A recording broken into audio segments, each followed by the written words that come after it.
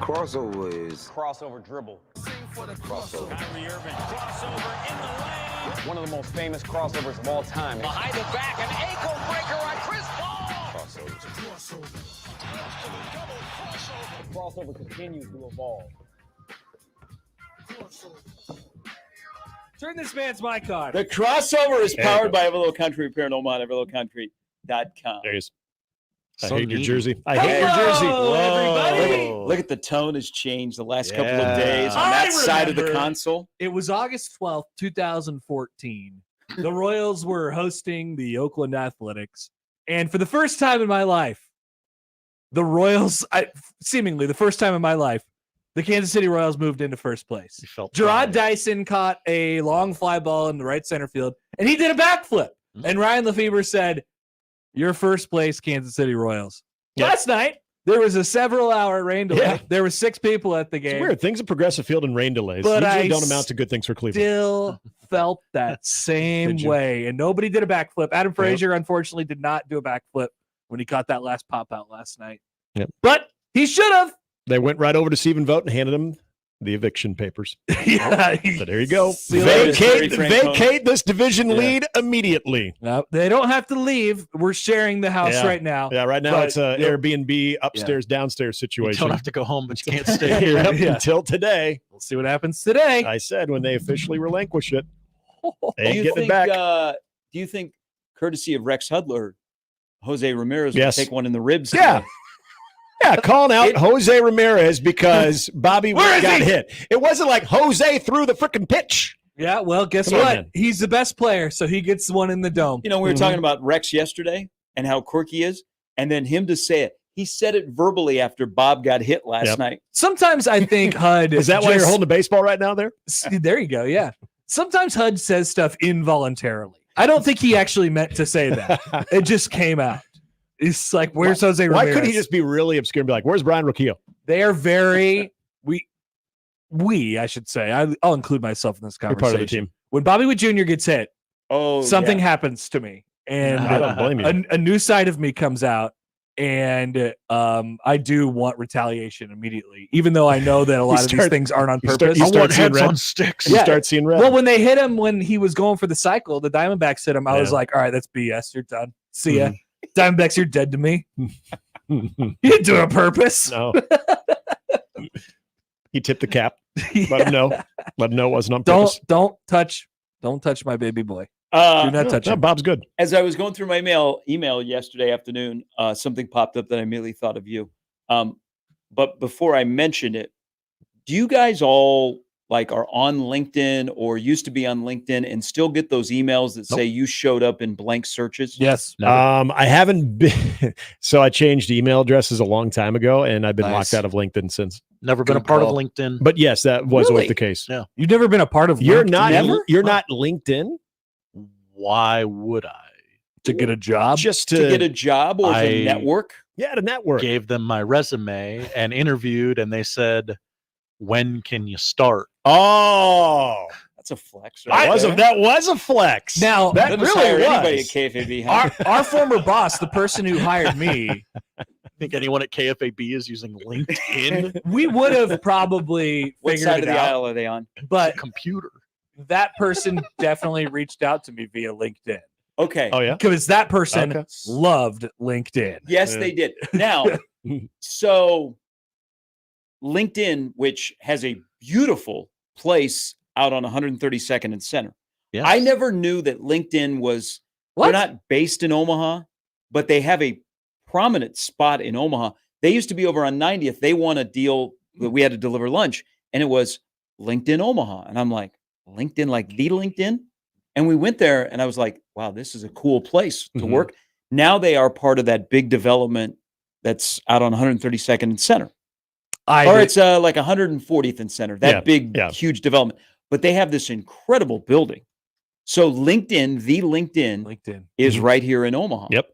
Um, We got PayPal. LinkedIn, you're right. That former guy that used to run Mhm. this radio station, he Mhm. loved LinkedIn. Loved He wanted LinkedIn. everybody to be in LinkedIn. Yep, he was linking in. We also have a connection. Do you know that a former host who is still a friend of ours and will be back here on Sunday mornings during the season from 8 to 10? Oh, I heard about this story. Do you know about this, right? Say it. So we're at the College World Series on a Friday to begin the College World Series, and a guy that used to be a co-host of the morning show had put on LinkedIn that he was looking for a job. Oh, yes. And he currently had a job as a co-host. Yes. And it was at the College World Series that we all saw this. And we're like, what is going on? So LinkedIn has a special place with 1620 The Zone. It plays an important role in its history, that's for sure. But I have not accessed LinkedIn since I used to work for the Twins a long time ago. But I still get the emails of you appeared in X search. So I will look at the logos to why is a neurosurgeon searching me? That's awesome. But I thought of you yesterday because if you get LinkedIn updates for jobs, they really don't know what you do. No. Because yesterday I got a LinkedIn job recommendation for an aircraft captain. Oh, you should have.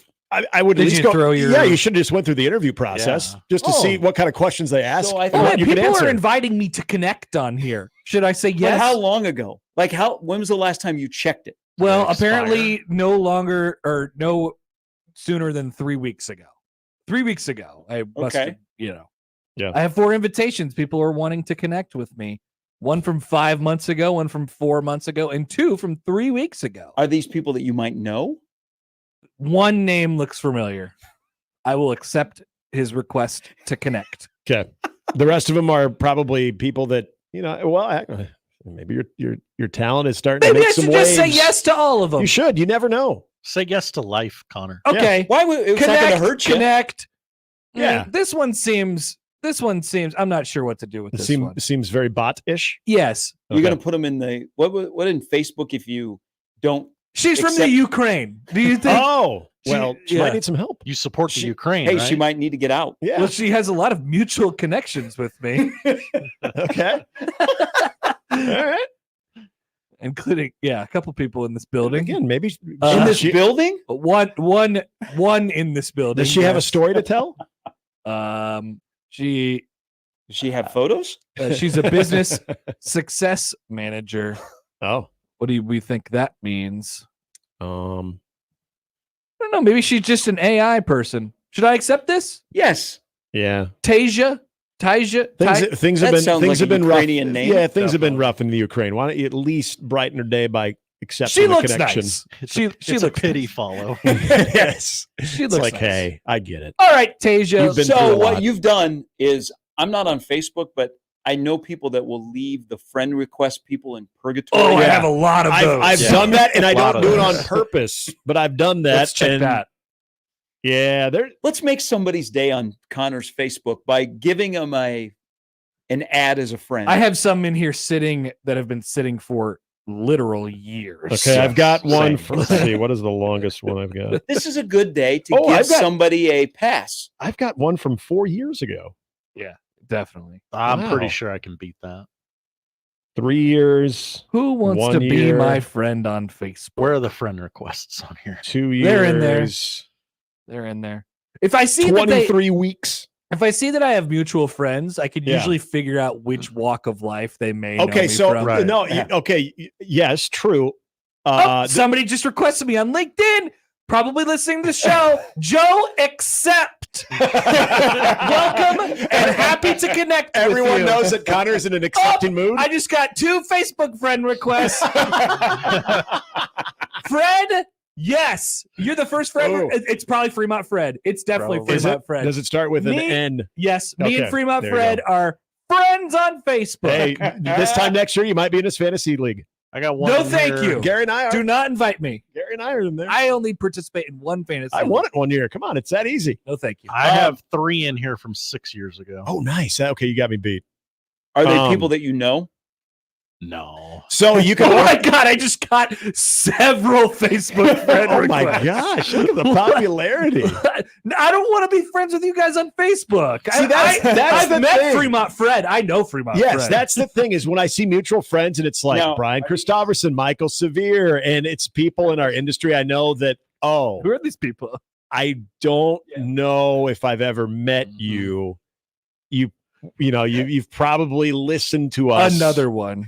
Yeah. Did you just get another one? Yeah, I've gotten 5 in the last 10 seconds.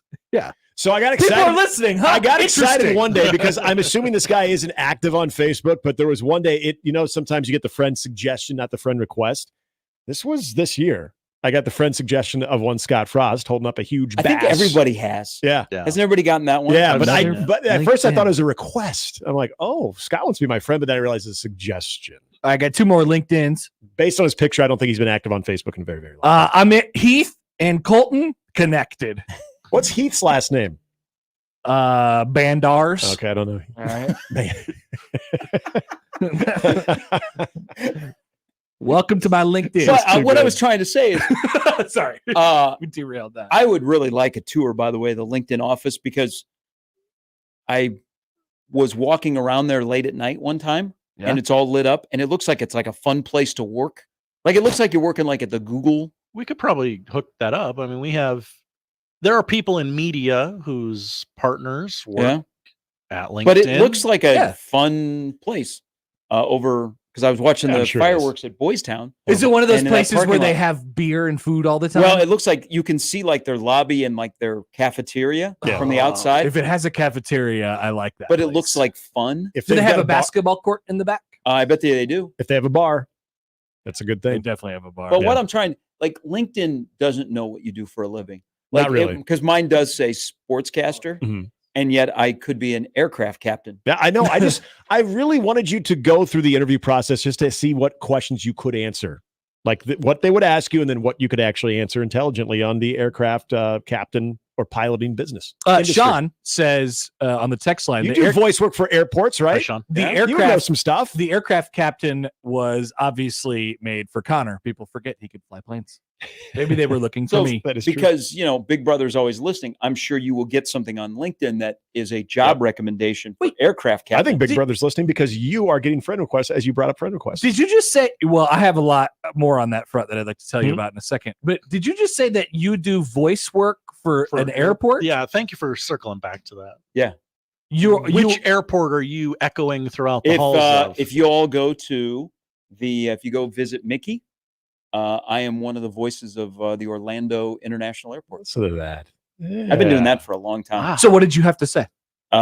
Like the messages that you might get on the tram. Yeah, like don't. There's like 6 different the people that do tram. them. The tram. The Yeah. tram will pull So over. if you go to Orlando or Savannah, The you Skyway. Yeah. would hear my name you are in. or you hear my voice. You But are do- in Terminal A. Terminal B will be Yeah, your so next. like welcome to Orlando.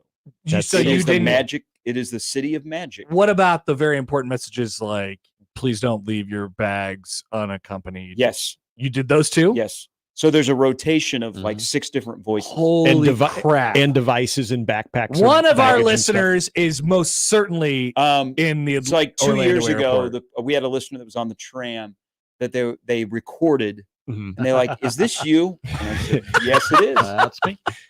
And in those Yeah, got me. reads, at any point, do you have a snarky remark about North Dakota? No, you cannot. Oh, okay. Like you. The weather is always more So beautiful I get to the the copy. Colorado. Energy money. I get the copy like 4 months in advance when it's going to air, and so You you have to. still do it? You update Yeah. it? Wow. I know, right? It just makes me And want to take a so- random trip to What, Florida. what you have- happened? you How have did you to be, get this? a friend when I lived in Florida that does the marketing for the Florida Lottery and the Orlando Okay. Convention and Visitors Yes. Bureau Yes. got me in touch. Well, since people are listening right now, I'd like to be the new voice at the new rebranded Epley Airfield. I know. I'm willing to do this. I said the same thing to a buddy of mine the other day. That I want to be on the trams.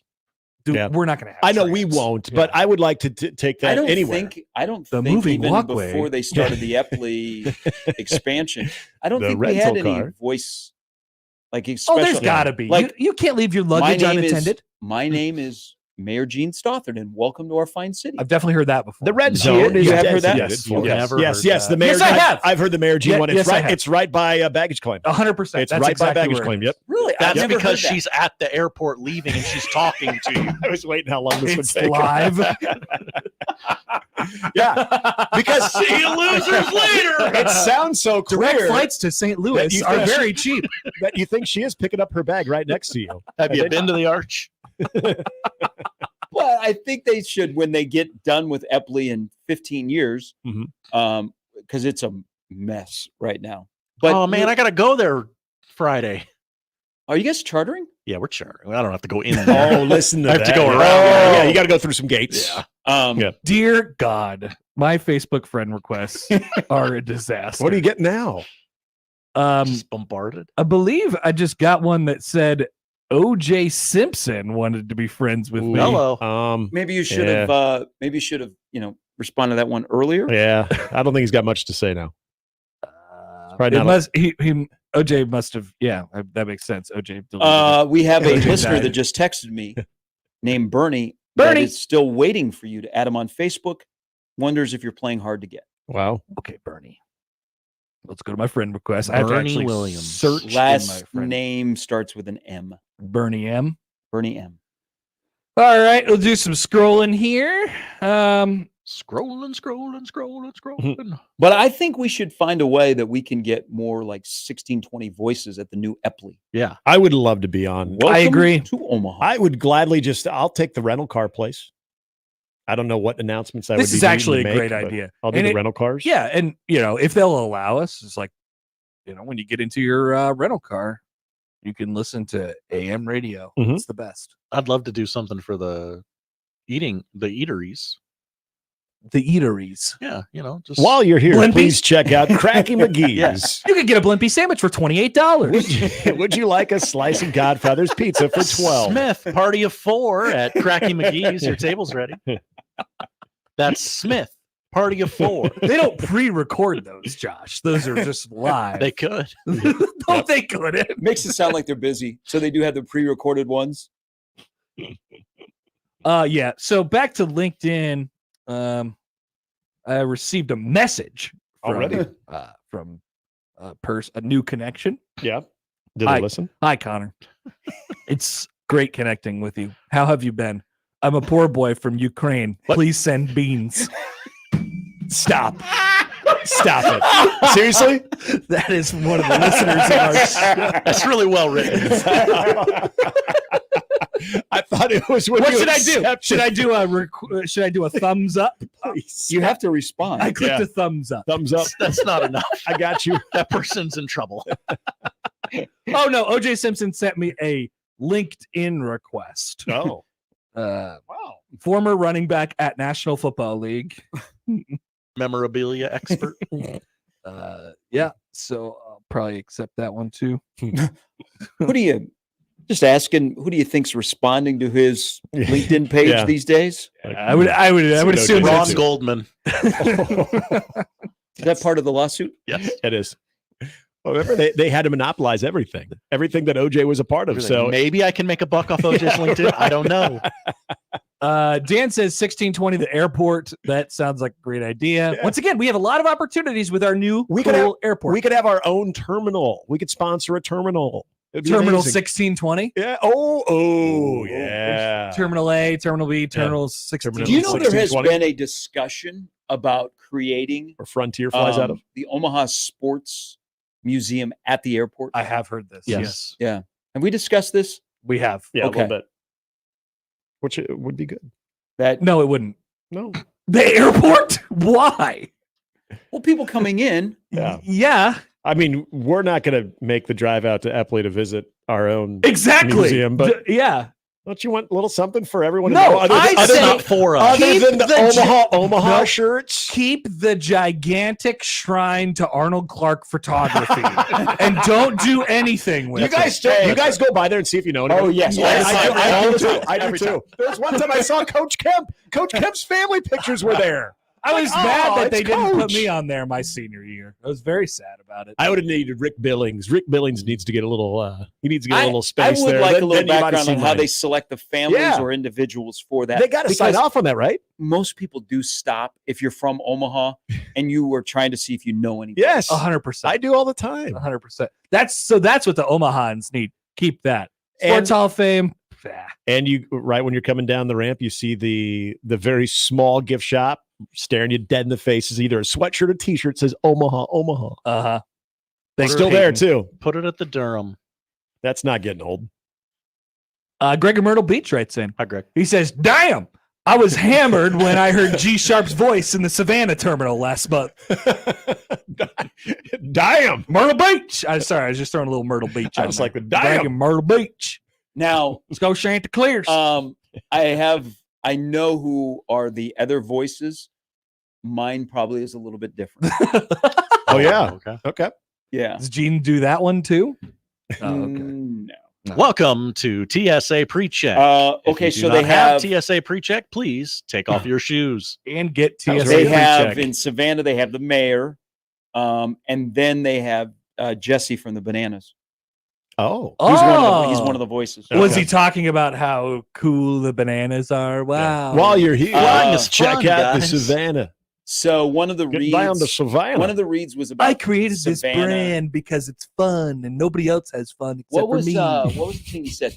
He said, we don't. He goes, welcome to Savannah, where we want you to enjoy your time. We don't have managers with the Bananas, and we don't manage your time. We want you to explore Savannah. Classic. Oh, okay. I That's get it. That's a classic. good tie in there. Yeah. Immediate put off. Yeah. Immediate put off. I don't like that guy. Wearing a yellow suit all the time. As he tries too Talking hard. about how He's- cool he is. He's kind of tries too hard, guy. Absolutely. Yeah. There's a little bit of that in him. So you're not jonesing for the on-field MC job that'll open with the Bananas after this year? As far as I've heard, they bring their entire operation to town. Well, they're looking for a new on-field guy. That won't be me. Yeah. Won't be me. I got too many other MC jobs. Couldn't be. I'm proud of my other MC jobs. You got a new one coming up. I do. Do Yep. you? Yep. Can you hint?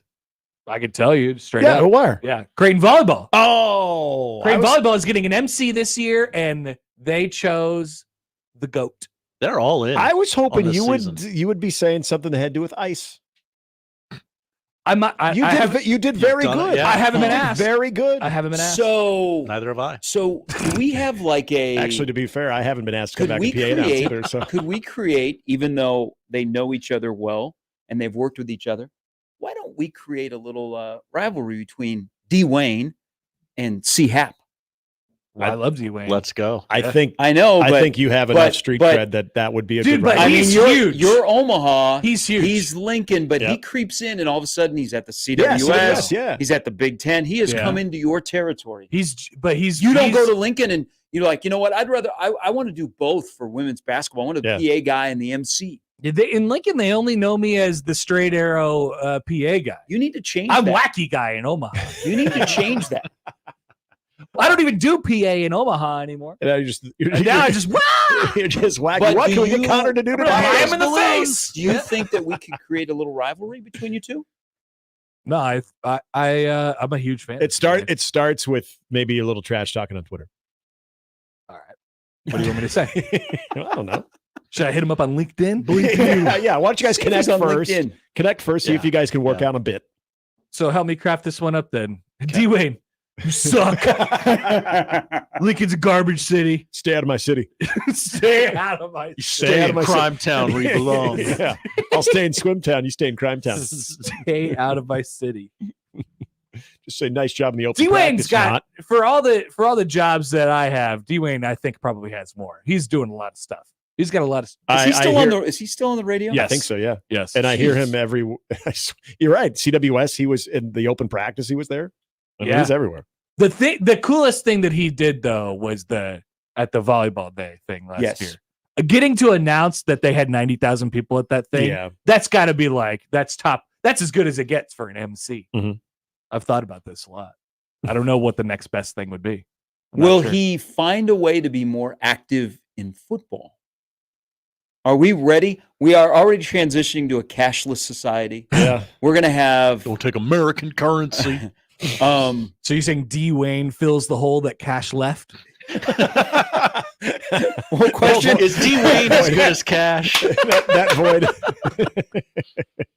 Are our older fans ready for a MC even more?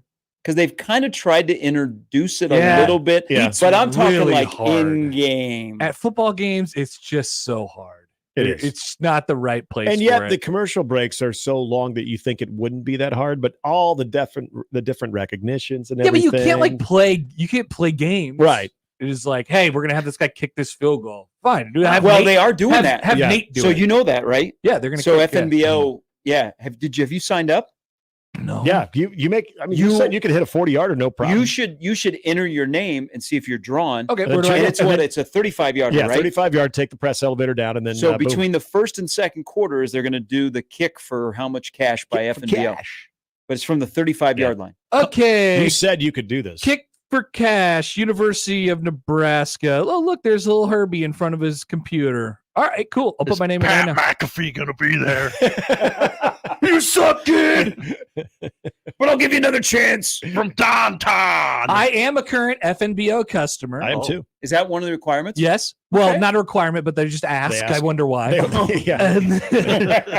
You'll And get a mailer. They just want that information. they also ask, what are your current financial goals? Oh, so we can hook it up with a financial advisor as well. I just had a kid, so Yeah. Build my stay employed? savings, invest for retirement. You're going to get spammed.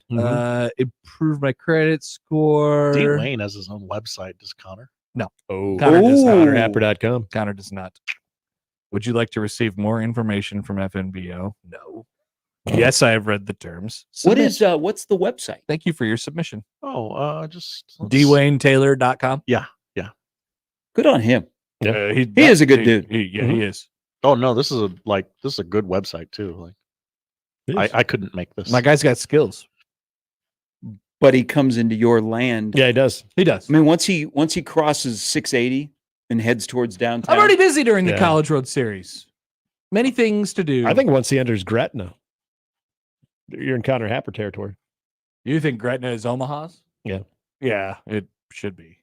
I think once you get west of Gretna, then you start straying towards Ashland. And you're pretty much in Lincoln. Well, I wonder what happens to D-Wayne when we annex Lincoln. Ooh. Yeah. Well, you guys are gonna have a conversation. Yeah. Prices start at $1,200 for D. Wayne. To just Excuse me? show up. Yeah. Like at a birthday party? Okay, that's awesome. The Jolt package, a one-day experience, starts at $1,200. What do you get? What is the Jolt package? We're excited to kick things off. Our first calls. One-day events are tons of fun, lots of work. Then just like a jolt of lightning, it's over in a flash. Let's work together to make sure that jolt resonates for as long as possible. with the Oh, audience. it's gonna be like a wedding DJ. Our blueprint situation. will Oh, be short and sweet, yeah, focusing on maximizing our time with the attendees. Okay. We'll So discuss this is- transition all points, right, so event yeah, flow, this is what- I thought script finalization. you could just show up to like a birthday party for an hour and get 1,200. Dude, this is wild. He must think about this way more than I do. There's a 3-day You mean, electrified you package. mean you don't go into the cave and prepare Stop. yourself for Is a night that- at Warner Park? I do not. I do not. But that show runs itself. It's pre-rip and read. How many strikes will be thrown in the third inning? Yeah, I do the same six. By the way, I things won every that night. game last night and I got no recognition. 20 straight. 5-day experience? Wow. Good on him. A man. week? You can be there for we a can week? do that. We'll go in depth here. What's he charging? So, What's he so charging for I'm a week? thinking like Prices start at $1,200. company You retreat. can negotiate. We're all going to Hawaii and we're bringing D-Wayne with us. That would be sweet. That is a great life he has put together. Yeah, Yeah. No, this is that'd great. be amazing. He's good at what he does. Mhm. He's a likable guy. He's going to get so many texts. I know. He is. Does he He's have getting a a- lot of Facebook requests. I want to know more about the Electrify package.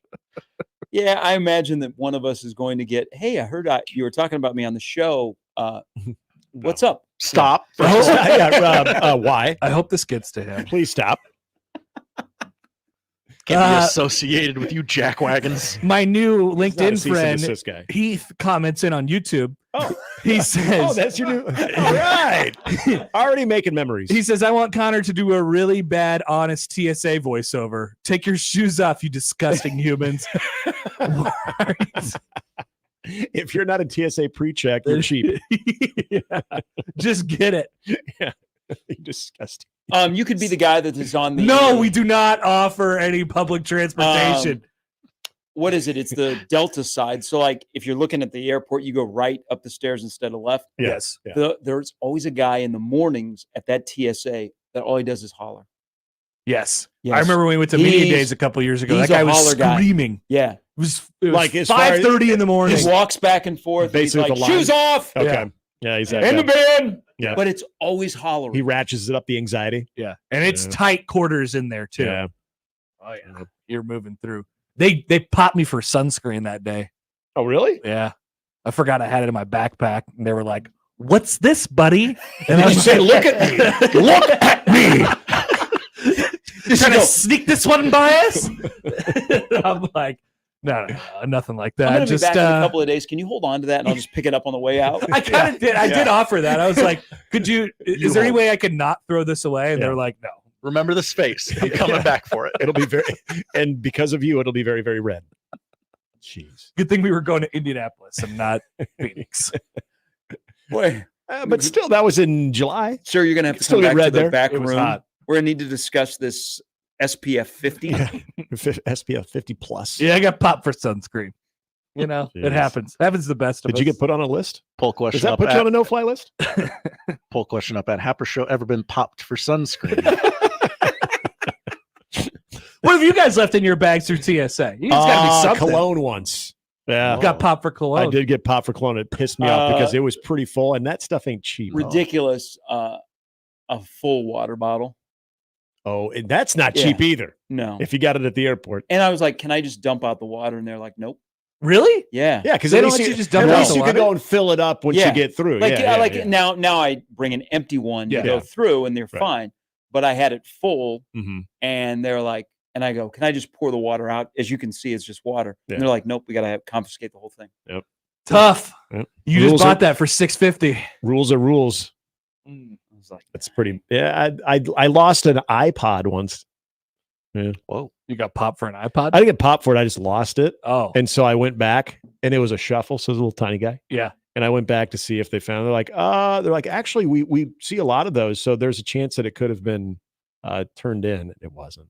I called for but weeks after. Did you See if get it turned to dig through the lost and found? up. No, they did it. Well, they looked for it. I never got to. Interesting. Yeah, they looked for Lot it. of, when was lot the of last time any of you went and rummaged through a lost and found at a business? I don't think ever. Actually, not that long ago. I left. So when I was coaching t-ball, I left my glove at the field. And so I had to go back to that YMCA the following week, and there was a table just laid out of What crap was the that best people stuff leave in there. the lost and found at the There, YMCA? there was a lot of sweatshirts, a lot of kids' cleats. Maybe you'd like, be amazed how many kids left their cleats there. Did you get some cool like were there arm a lot of sleeves? water bottles, like the Stanley type water bottles? No, but there was again, this is where I was really embarrassed. I think I had the only adult thing that was left there. It was a glove. Oh, it there was you go. my glove. Everything else was for 4 and 5 and Everything is for 3-year-olds. kids. Yeah. It's like, oh, there's So one there big wasn't glove. anything I'd be like, hey, you know what? This is mine too. No. Yeah. A lot of trust in I lost and did founds. kind of a walk of shame out of yeah, there. there is. Mr. Worldwide on YouTube It's worldwide. tried to fill my golf bag with all the extra beer left over from a boys' trip to Dallas, was over the limit and had to throw out 20 beers in the airport garbage.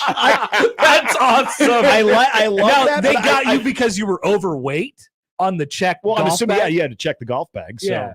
But that's that's probably a blessing in disguise because those would have exploded. it's a good way to do it though. You put the beers in the bag and then you put the bag in the hard case. Yeah. But the beers aren't going anywhere. That's how you transport beers. Yeah, but wouldn't Allegedly. the beers have a pretty high risk of exploding? Not if it's in the hard case. You don't think so?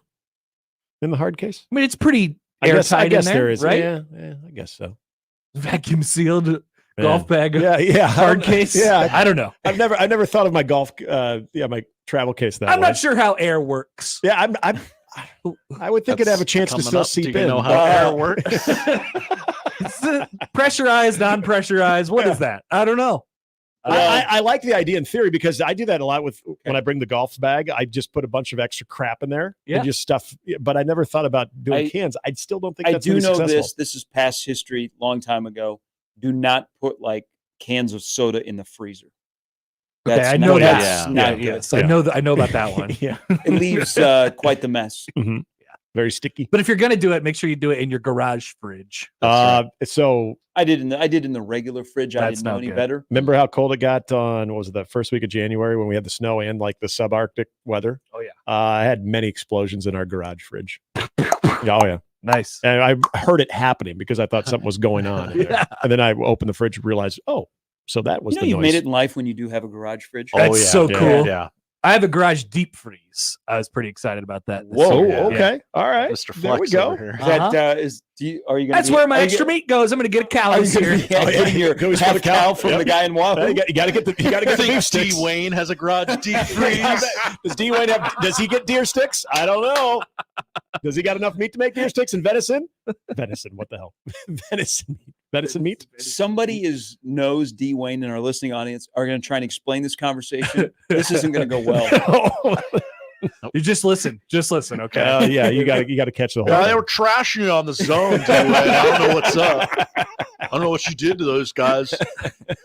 I'll be seeing D-Wayne a lot soon. I think I hope he's still doing women's basketball, DJing. This is the season you want to be doing it, from what I hear. They're going to be good, Josh? Yeah. All right. Many are saying. Okay. Josh, prediction time. He's skipping ahead. Yeah, it's all right. That's right. Gosh, To you haven't women's have basketball you even given season. your football record yet? You're already going into basketball. That's right. Man. All right, on that note, we'll see you tomorrow. Oh, okay. Bye. Well, That's- I mean, you got to get on with your show. I do. Yeah, it is 10:36 after all. All right. Remember, Oscars. Yeah, we'll be there. Or do we? Did Oh, somebody- tomorrow is Thursday. Did we say it wrong? Yeah. We are at Oscars Did tomorrow. we say it wrong? Connor, remember. Thank you. Oscars. Thank you. Oscars. We're going to Oscars tomorrow. Did we have? Yeah, did we say this We wrong? But you guys don't have to think about that because you're doing the show here. Yeah. Yeah, but we're going to come join you guys. Yeah, Yeah, come is hang that, out. is that cool if we hang out, Yes. We are pro that. Yes, we'd love that to happen. talk some ball, That sounds good. We'll see you eat there. some food? Thank you. That's the crossover powered by Everlevel Concrete Repair in Omaha at everlevelconcrete.com. We'll start things off next.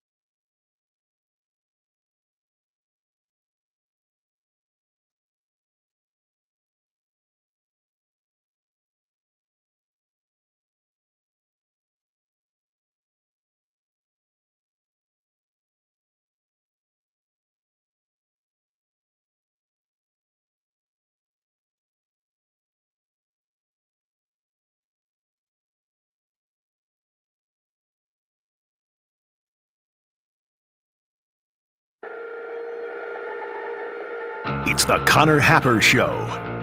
Are we sure we want to do this? Could you, make an announcement that we're ready?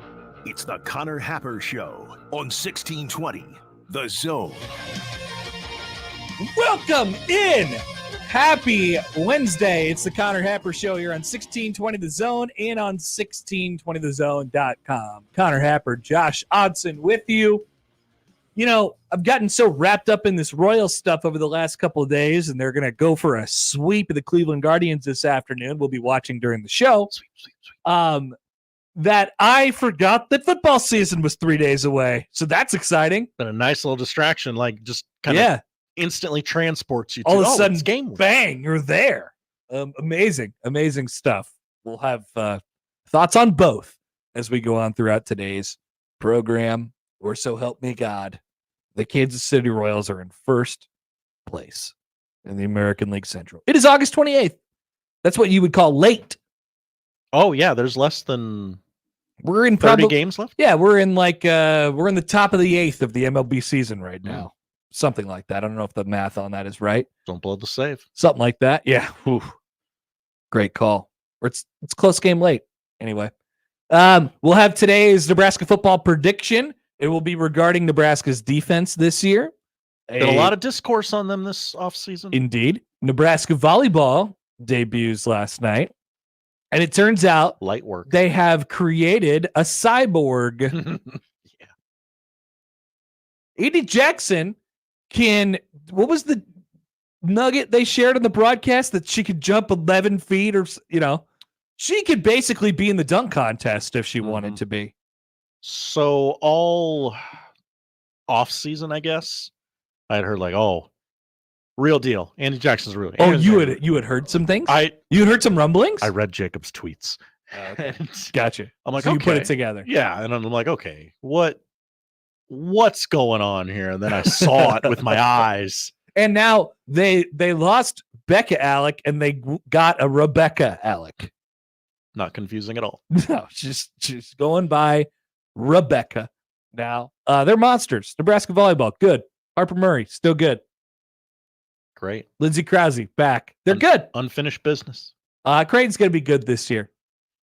Yes. So things are happening in volleyball. It is the volleyball state after all.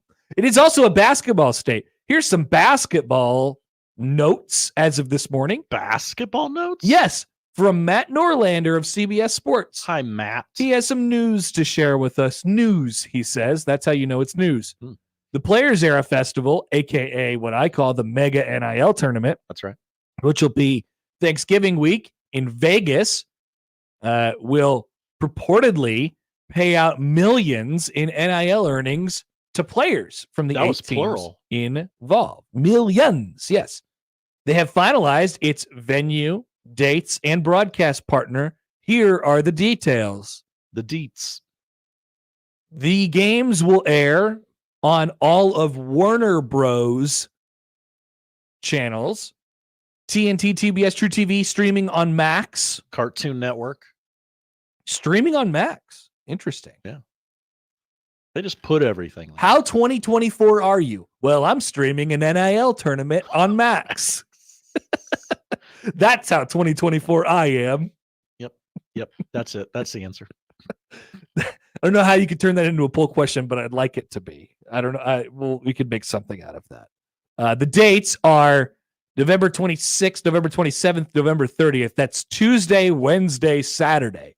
So if you're a Creighton fan and you're looking to make the trip to Vegas, you're going to be there Tuesday through at least Saturday, probably Sunday. That is Thanksgiving week in Las Vegas. That sounds fun. And you get Thanksgiving and Black Friday off, so you can take off your blue shirt, put on your red shirt, GBR on Friday. That's right. That's going to be sick. Poll question up at Happer Show. Is streaming an NIL basketball tournament on Max the most 2024 thing you can do in sports? Thank you, Josh. You figured it out. You got there. The Blue Jays will start off their tournamenting with the very first game of the Mega NIL tournament. A historic moment for the Blue Jays. That's right. And guess who they're playing? Oh, I just looked this up during the break. San Diego State. They cannot escape San Diego State. So many matchups with San Diego State. That'll be at 1:00 Central Time on Tuesday of Thanksgiving week. So we're gonna have a lot of fun on this show. Hey, And by a lot of fun on this right. show, I mean we're not gonna be on the we're air. not working. We're gonna be off at probably 12:30 on that day. So that's exciting for some. Dope. For people who hate the show. Wednesday, Creighton will be playing in the second of 4 games that will start at 5:30 Central, and Creighton will be playing Texas A&M. Trev will be there. Hi, Trev. And then Saturday, I hate this guy so much. You can't get away from him. Since he left. Before he left, I was like, okay, he left. That's fine. Whatever. Now I cannot escape him. Just leave, okay? Just leave. And then He's obsessed with me. Saturday, Creighton will play the final game of the Mega NIL tournament at 8:30 Central, 9:30 Eastern. And guess who is on the other side? It's Dana Altman's Oregon Ducks, who they played, I believe that was a 10:05 Eastern start in the round of 32 in Pittsburgh just a few months ago. And they'll run it back in Vegas here in just a couple months. I will not watch the end of that game in my car in a movie theater parking lot. Although I could, it's streaming on Max because I got out of the movies and I was like, oh, it's in overtime. Okay, I'll watch. And then I went to double overtime and I'm like, well, I can't drive. It was definitely after 10. I looked at my watch and I was sitting there. I was like, it's 10 o'clock right now. What are we doing? I just got done watching, who was the team before? It was DJ Burns and the boys, right? That's right. Went to the Sweet 16. He was staring down everybody that he could find in the audience. All right, poll question up at Happer Show. Is streaming an NIL basketball tournament on Max the most 2024 thing you can do in sports? Also, poll questions up from the crossover. Do you know how air works? Ever been popped for sunscreen? And is Dwayne as good as Cash? I'm going to be honest with the audience here. I laughed at Connor when oh, how does air work? I don't know how air works. I know will it blow up? I know what it is comprised of. I don't know how it works. Thank you. Thank you, Josh. Thank you for saying that out loud. I appreciate that. Welcome to the show. Today, we will have a chat with Mitch Sherman of The Athletic, Robin Washut of Husker Online. It's the tweet bag. Send us your tweets at Happer Show on the JTech Construction Zone Twitter feed. Any other way you'd like to get in touch with the show. And we'll have our UTEP preview with Willie Bloomquist. That is produced the show over the air. That has been moved back about 15 minutes due to UTEP's practice schedule. So we're at 12:45 now? Yes. So that's even better. We're very close with Robin, I know, but that's fine. That's good. 12:45. We'll have not Willie Bloomquist, Brett Bloomquist of the El Paso Times. That's the lineup powered by the referees of John Higgins Weather Guard. Once again, get your questions in for the tweet bag on the JTech Construction Zone Twitter feed at Happer Show at Connor Happer. You can also call or text 402-951-1620 on the 42 Degrees The Source hotline. Email Connor and Josh Show at 1620thezone.com on the Equitable Bank Zone inbox. We say good morning to our YouTube streaming audience. Hello, everybody. And those of you who are watching along with us on ZoneTV.live. We're off and running on a Wednesday. Many things to discuss. We'll go into prediction corner here in just a few minutes. But first, yesterday, a rule passed down on high from the NCAA, and I'll explain to you why it's stupid. Next on 1620 The Zone.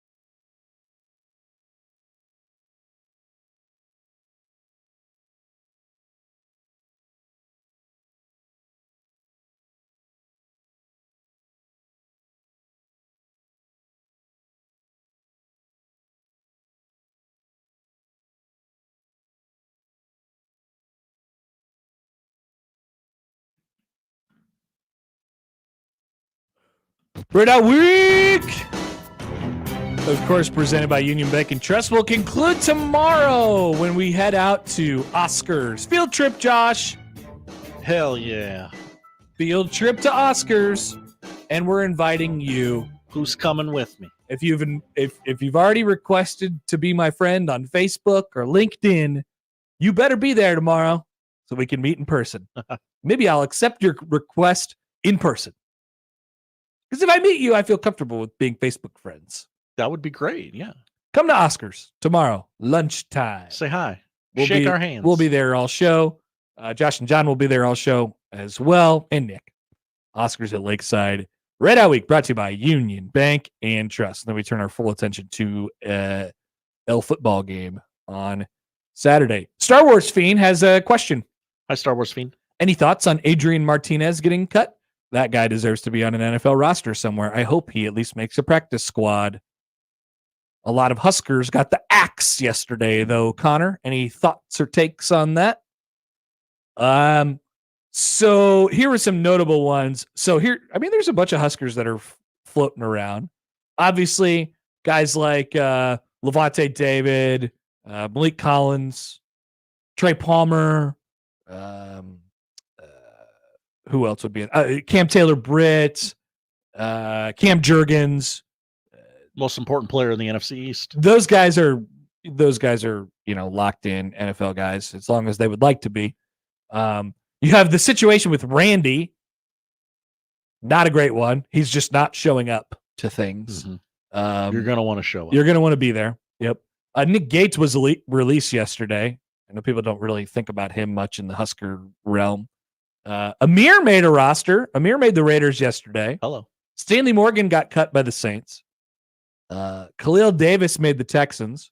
Carlos Davis got waived by the Bengals. Cam Taylor-Britt, Luke Gifford, both on rosters. Jurgens. Lamar Jackson got cut last week. DiCaprio Boodle got cut at cut day.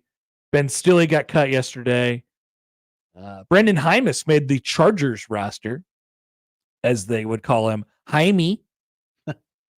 Jack Stoll got released. That's probably a guy that gets picked up somewhere. Jojo Doman was still cooking. He was waived by the Titans. Travis Vokalek made the Cardinals roster. Mr. Vokalek. Samari Toure got released by the Packers. O'Shawn Mathis got released by the Rams. Omar Brown and Quentin Newsome both were released by the Denver Broncos. Those were the guys who were drafted this year for Nebraska. Phelan Sanford didn't make the Raiders, and Adrian Martinez did not make the Jets. Any takes on that? Couple surprises in there. Give me an example. I mean, Quentin Newsome, maybe. Yeah. You draft the guy, you keep him. He'll. That's the kind of guy who gets in the circuit, bounces around for a couple more years, and ends up playing in a few NFL games down the line. Maybe latches on somewhere. Some of these other guys who have been in that circulation for 3 or 4 years now, probably nearing the end of the line. Maybe Stanley is kind of a surprise. But once again, we're talking about a special teams player. He's got to be in the right situation. So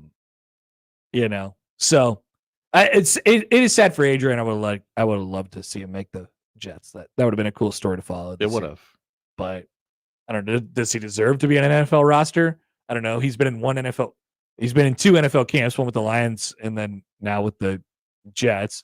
Last year did not seem to go very well. Right. And then he did what he did in the UFL, whatever that league is this year, USFL, XFL, USFL, UFL. Maybe it's just the UFL now. UFL. Yeah, they won that. He won that. He won the MVP, and he was pretty good.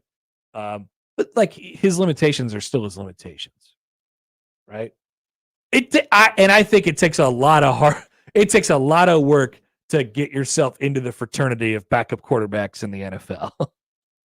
You gotta a lot of those guys, they're pretty high draft picks, and then they decide after playing in games that they're not very good, so they get to be backups for a really long time. Adrian just wasn't that guy. It's hard to come from where he came from and work his way into that position. 2 quarterbacks on their roster, Aaron Rodgers and Tyrod Taylor. Exactly. You're not going to clear either of those. You would just rather have Tyrod Taylor. Mm-hmm. You would just rather have Tyrod Taylor because you know what's going to happen when you put him into a game. He's played so much NFL football. He also had his lung punctured by those Chargers trainers that one time. People forget. That was not good. Not good. All right. Here's what the NCAA is up to. These idiots. NCAA rules postseason contests no longer count against 4-game max for redshirt eligibility. What's that mean? Well, it means if you play in a bowl game, it doesn't count for the 4 games. If you play in a college football playoff game, it doesn't count. If you play in a conference title game, was that listed on here? I read through this all last night. I believe it's the new rule, which goes into effect immediately, still limits redshirting players to 4 games, will not count conference championship, bowl, and college football playoff contests. So if you play in a conference championship game, that will not count if you're trying to redshirt. If you play in a college football playoff game, it will not count. If you play in 2 college football playoff games, it will not count. If you play in 3 college football playoff games, it will not count. And if you play in 4 college football playoff games, you heard it here first, it will not count. It will not count. So in the absolute maximum scenario, pick a team, any team from a power conference, likely the Big Ten or the SEC. They, let's just say Nebraska for the sake of the argument, right? Nebraska makes a run all the way to the Big Ten championship game this year. And they have a player, let's say his name is Carter Nelson, who they'd love to keep eligible for as long as they can. I want to talk about that part in a second. But they'd love to keep eligible and they'd love to keep his clock paused as long as they possibly can. So they play him in 4 games throughout the regular season. They use him in very, very specific ways. And he makes a difference for Nebraska in those 4 games. Gets them to the point where they are in the Big Ten Conference Championship game. Mr. Nelson would be eligible there. They lose that game and then have to settle, I guess, for a on-campus game in the first round of the college football playoff. He can play that without it counting. We're at 6. Then Nebraska wins amazingly, and then they go to the quarterfinal. 7. Then Nebraska wins again, and now we're really cooking, and they're in the semifinal, and that's his 8th game. And then Nebraska makes the national championship game, and he plays in his 9th game of the season. Love this. All while being a freshman and then being a freshman again next year. Fun. Love it. That's Let's awesome. go. We love it. It's great. This rule, first of all, I don't even know how much it applies. It's already something that programs have taken advantage of by sort of doing this redshirt share program. I think you've seen Nebraska do it. I think you'll see them do it this year. Take James Williams, for example, last year. James Williams was a difference maker for Nebraska. He got a couple sacks for them last year. He retained his year of eligibility because he only played in 4 games, and they decided to deploy him in the 4 games in which they thought he would be the most useful. Teams that were going to drop back and pass. James Williams is an edge, pass rusher. Not a terribly physical guy, but speed edge rusher, right? Let's put him in against Maryland. Let's put him in against teams that are going to throw against us a little bit. And let's have us get a couple sacks. They did that. They checked all those boxes, and they still retained his eligibility. So there's that piece of it that's already been happening. But I would say on a more general and grander scale, this is the way I felt about the redshirt rule. I would say that especially with the transfer portal, now is the time to probably not worry about eligibility too much. I just think dudes can see the writing on the wall and they want to play. And especially guys that are going to be super impactful to your program. I wonder, coming out of the COVID years and stuff, how many real contributors will actually be at the same place for 5 years. Probably not many, Josh. Probably not that many. So if you're a coach, are you really concerned about retaining his freshman season and what he's going to be like in 4 years, his 5th year of eligibility? Chances are he won't be there. I'd rather play that guy early. I would, if I was a coach, I would be coming from the standpoint of, if you're good enough to play, we are not going to worry about the number at all. Yep. We're not going to burn it to put you in for one play where we can have somebody else be a placeholder. Mm-hmm. That's stupid. I'm not going to be stupid about it. But if I think that you can make a difference for us this year in any way, shape, or form, whether it's punt returning, whether it is long snapping, or doing what James Williams did last year, I'm just not going to, I'm not going to. Now, James Williams is an interesting case because he's a developmental player, right? Like, they want to keep him around for another year because of his lack of, his untapped ability, right? So maybe that's a bad example, but I just don't, I'm not going to worry about it. Corey Barney, we're going to worry about that this year? No, play him. This is the only take. He's a sophomore next year. Yeah. Carter Nelson, he's a sophomore next year. Vincent Shavers, he's a sophomore next year. Those guys, in no world do you want those guys to redshirt, because you were going to, if this redshirt rule doesn't exist and we go back to the olden times where if you play for 1 second, okay, we need Vincent Shavers for more than 1 second this year, so we might as well just use him all that we can. Perfect. Great. And then he develops throughout the year. His developmental track takes a nice little jump there. I'm just not going to worry about it. Call Jason Clark. Call Jerry West, because it's winning time. What do you mean by that? It doesn't matter. It doesn't matter. Oh, I thought you were talking about how I have such a winning take. Well, no, that is the winning. I agree with you. Thank you. We're in lockstep here. It doesn't. If the guy can play, play him. 100%. Yeah, it's pretty simple. Figure it out. Who's what year later? There are situational. I'm not saying it's one size fits all here, but generally, I really do think you shouldn't really worry about it. Shouldn't be concerned about it. Like I said, that's the easiest way I can put it. Would you rather have full usage of the guy in his freshman year, which is going to help his development track for why they're really here, which is year 2 and year 3,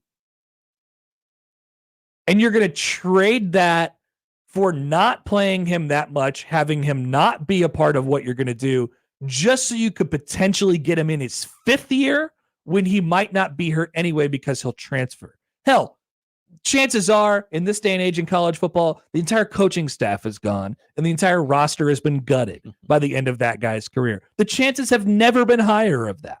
I'm not talking specifically about Nebraska, but the chances have never been higher of any freshman player walking in and by the end of their career, the coaching staff isn't there anymore. So it's just not, it's a future problem.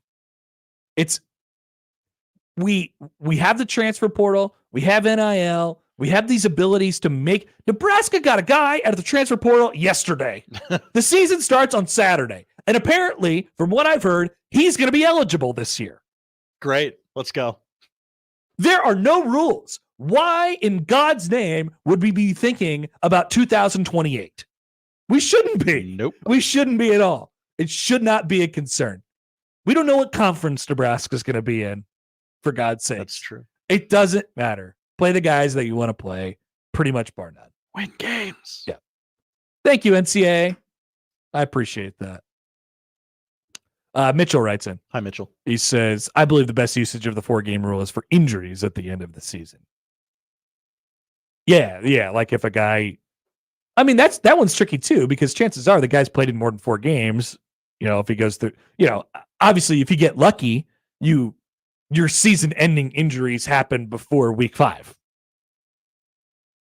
right? If you're going to have any season-ending injuries, which were not this year. Nope, not going to happen. No doubt that helps. But I think in a lot of cases, those guys can do a waiver and they get that year back anyway. This redshirt rule is kind of stupid, to be honest with you. And I would like a hardship, please. Yeah. I don't even know why they would do this. I don't even know why they would Why is this being evaluated? Why is this the focus of the NCAA? I have no idea. Who asked for this? Exactly. I don't have any idea. Could it lead to some interesting but once again, if you have a player that is impactful for you and you're in the college football playoff race, there's no chance that player hasn't already played more than 4 games by the time you get to the non-clock running postseason games. No chance. That guy's played in every game. Like, even if you're Georgia, you're not going to hold a freshman back just so he could be your X factor in playoff games. It's not going to happen. You play that guy. You play your best players. Chris M writes in on the Equitable Bank inbox. Hi, Chris M. Portal yesterday? Who the heck did we get yesterday? What position? That's Mr. Macintosh. Macadocious. Mac Markway. Mac Markaway. Return of the Mac, baby. He's a transfer from LSU. He caught a touchdown last year. He's a tight end. Yep. And it sounds like he's going to be eligible this year. Now, when will he make a difference for them? Probably not for, let's call it, a month. Get ready to roll. I can wait a month. Yeah. I'm patient. That might be a guy that you're interested in doing the redshirt. I don't know his redshirt status. He maybe has already redshirted a year. I don't know. Who knows? Who knows? He's a 12th year COVID senior. Yeah, they got a guy out of the portal yesterday, and he's going to play. So there's no rules. So just play your best players. Rant over. All right, we're coming back. Prediction. Will Nebraska's defense be better or worse than it was in 2023? Oh, I don't know, Connor. We'll head to Context Corner. We'll give you an idea of just how good they were last year and if they can be better. Next on 1620 The Zone.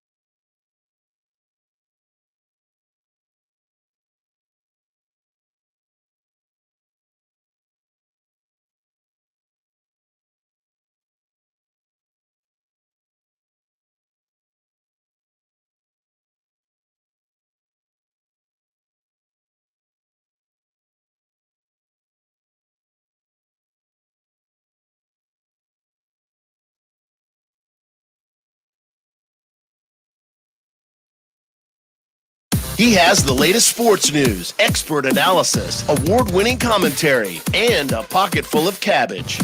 Can you give us an indication why? Just in case there's a sauerkraut emergency. Let's get back to the Connor Happer Show on 1620 The Zone. Mitch Sherman will join us in just a few minutes. We might discuss this topic. And the topic is Nebraska's defense. Will it be better? Will it be worse? Josh, we head to Context Corner. It's very cozy there. I like it. Yeah. Intimate. Here are the things you need to know. Okay. Gives you an idea of how good Nebraska's defense was in 2023. But you have to think about why. Why was Nebraska's defense good? That's right. Nebraska's defense allowed 303.5 yards per game, which ended up finishing 11th in America. Now, I will note that some of these where Nebraska has finished like 11th, the next one you're going to hear they finished 7th, the next one after that they finished 9th. A lot of them there was like 4 to 7 Big Ten teams in front of them, and I think that does add important context to this because it tells you that the Big Ten offenses were doo-doo. Yes. Okay, so that's notable. 4.62 yards per play. That was 7th in the country last year. 92.92 rush yards per game allowed. Stopping the run. Top 10 in the country. Number 9. I think they finished top 15 in stop rate, which was a stat that we like to track, of course. And in the big one, 13th in the nation in points per game allowed at 18.3. That includes everything, everywhere, all the time. Also,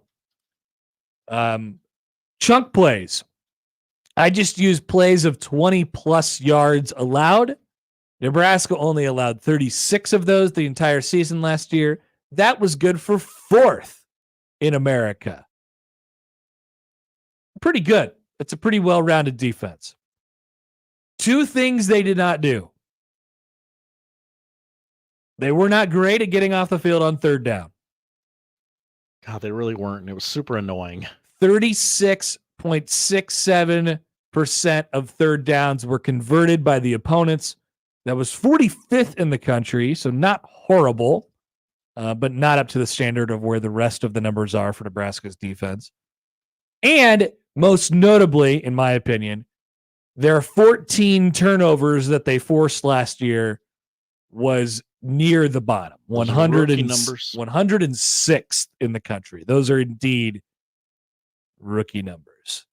So, with that being said, what say you? Will Nebraska's defense be better or worse than it was in 2023? And for the record, it's okay to say worse. If you say worse, that's fine. They could still win and probably still win a lot more games. This feels like a good point for me to interject and say that I do think there's something to the argument of, well, the defense was so good last year because they were playing Big Ten West offenses. I believe there will be a little bit of what appears to be regression, but is actually just playing against better offenses.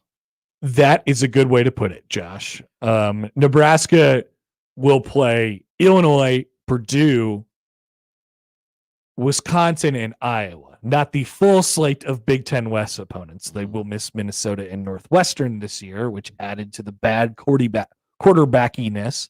They will also play some explosive offenses. UTEP has the potential to be that. Colorado has the potential to be that. Rutgers will run the ball. Indiana is going to, do what they're going to spread that thing out and try and huck it around the field. Ohio State is obviously, has a top end. UCLA, we're not sure what they're going to be like. USC, and we know that they have playmakers. They're both in LA. That is vast.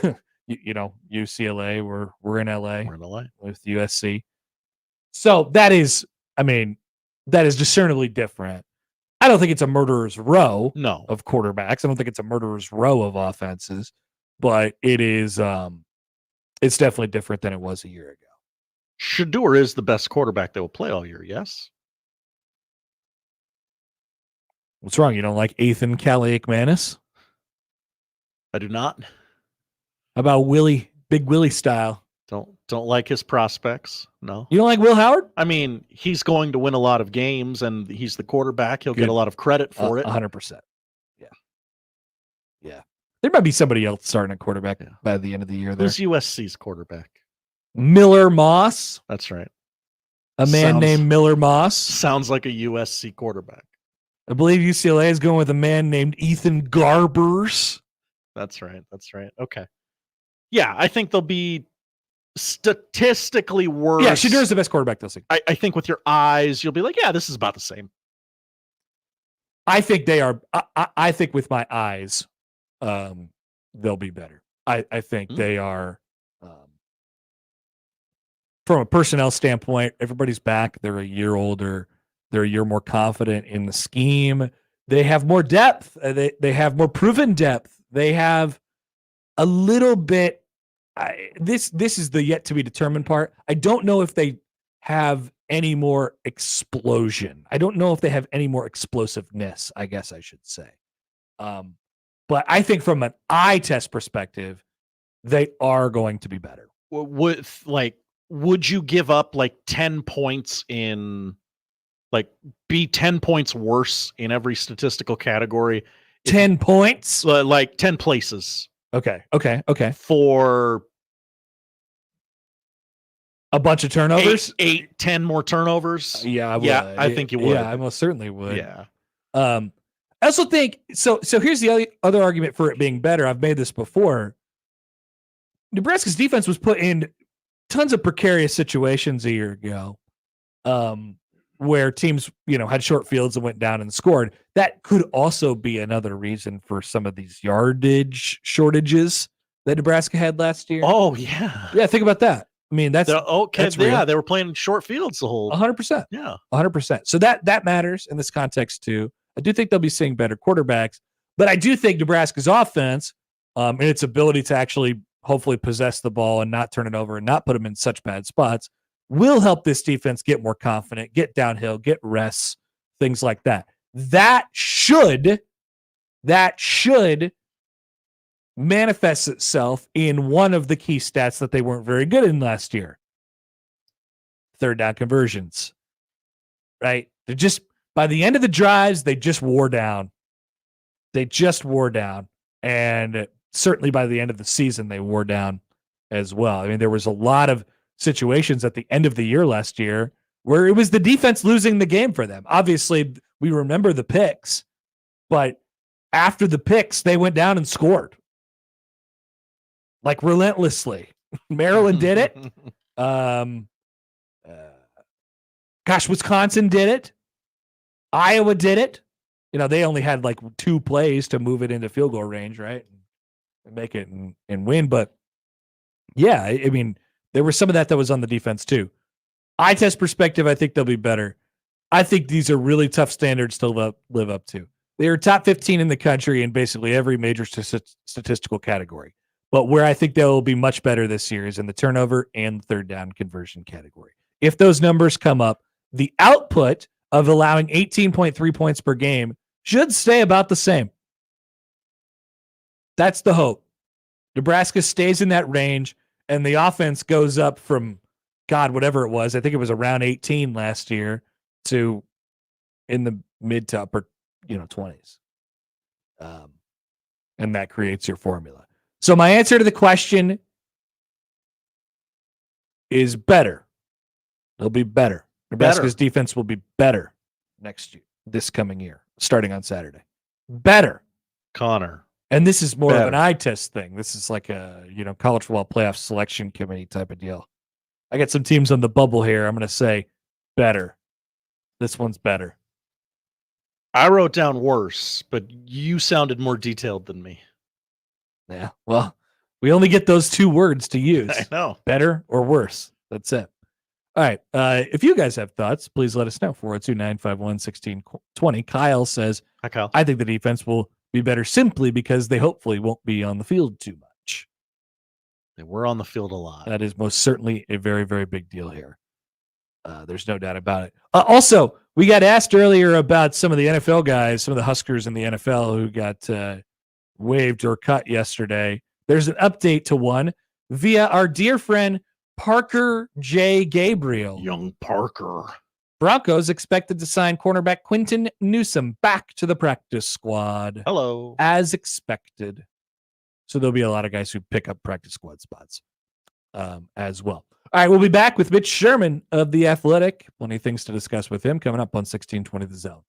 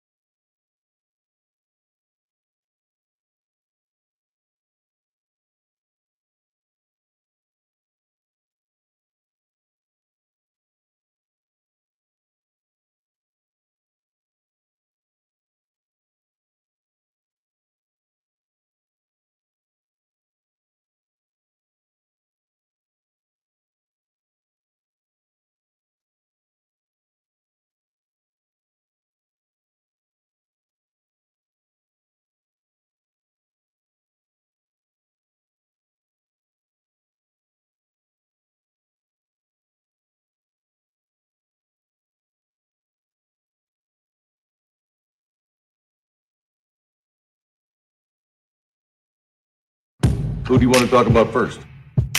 Mitch Sherman, The Athletic. He can play.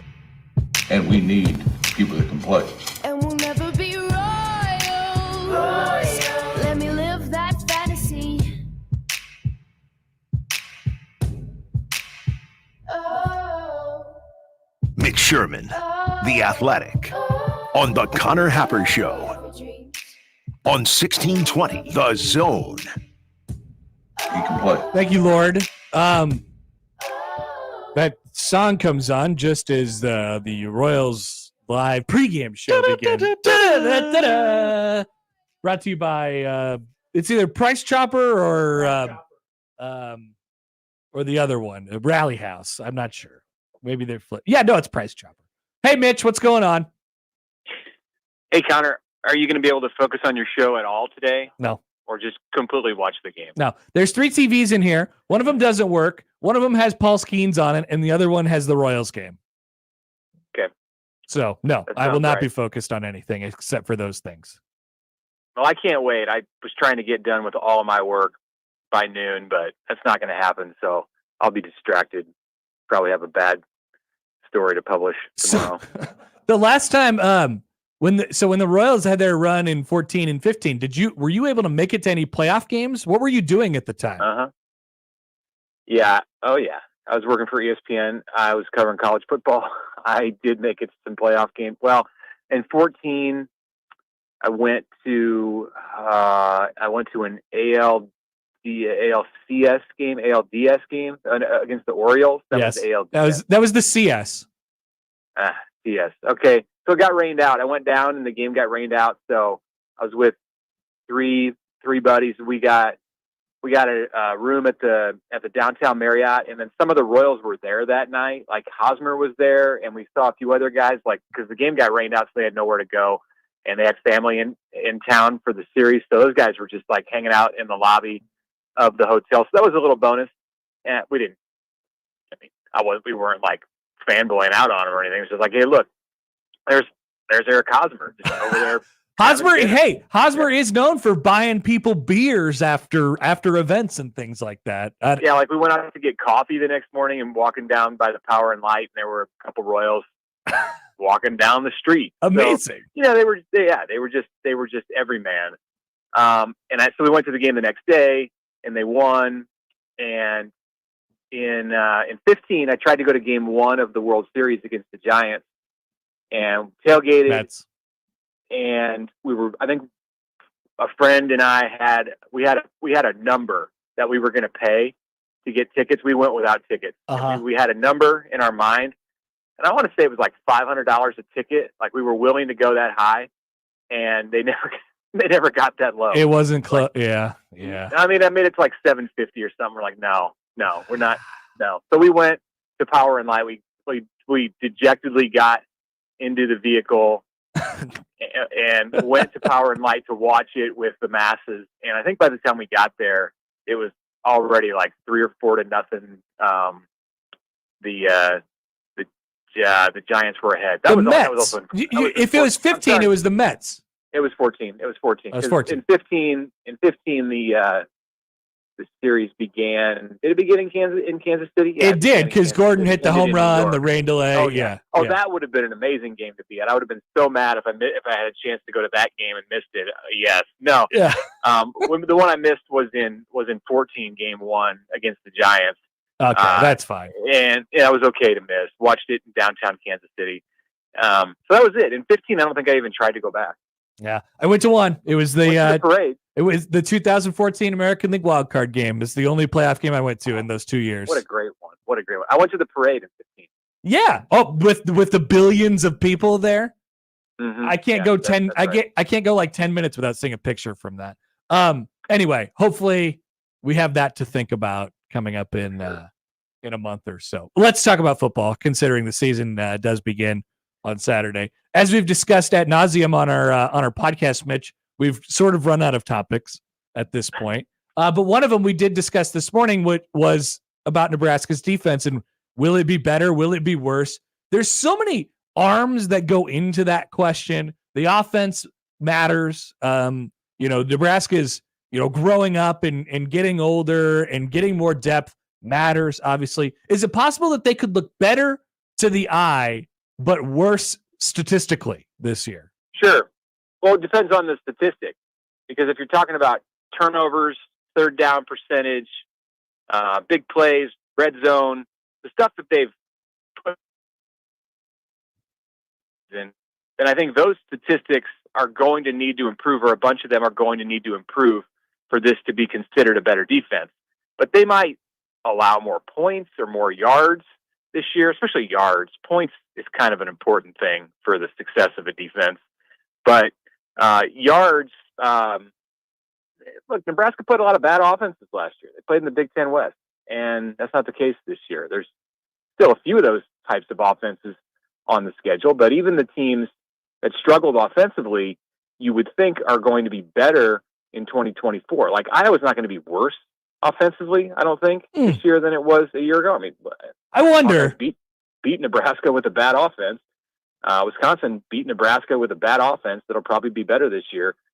So I don't know. I mean, we talked about it this morning. Like you said, 4.62 yards per play, 7th in the country. I don't know that Nebraska gets that high this year, but I do think the defense will be better. Yeah. Well, like you said, though, I mean, if you do get better, if you get a little worse there and a little worse in the yards and a little worse in the wherever, but you do get better at turnovers and you do get better at third downs, then it all equals up to that number, the number that matters, the 18.3 points per game, which is 13th in the country last year.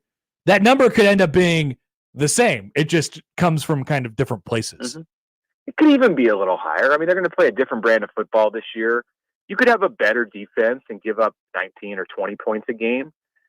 It just depends on, like, Matt Rule talked about complementary football when he had his press conference on Monday, and how that's the most important thing to him about the way that Nebraska plays. And it's refreshing to hear a coach say that, because I don't even think it was given consideration in the last coaching regime. And there have been other stints for Nebraska coaches where it may have been thought about, but they didn't know how to get there or even get close to there. I mean, you think there was a defensive heavy coach in Bo Pelini. There was an offensive heavy coach in Bill Callahan.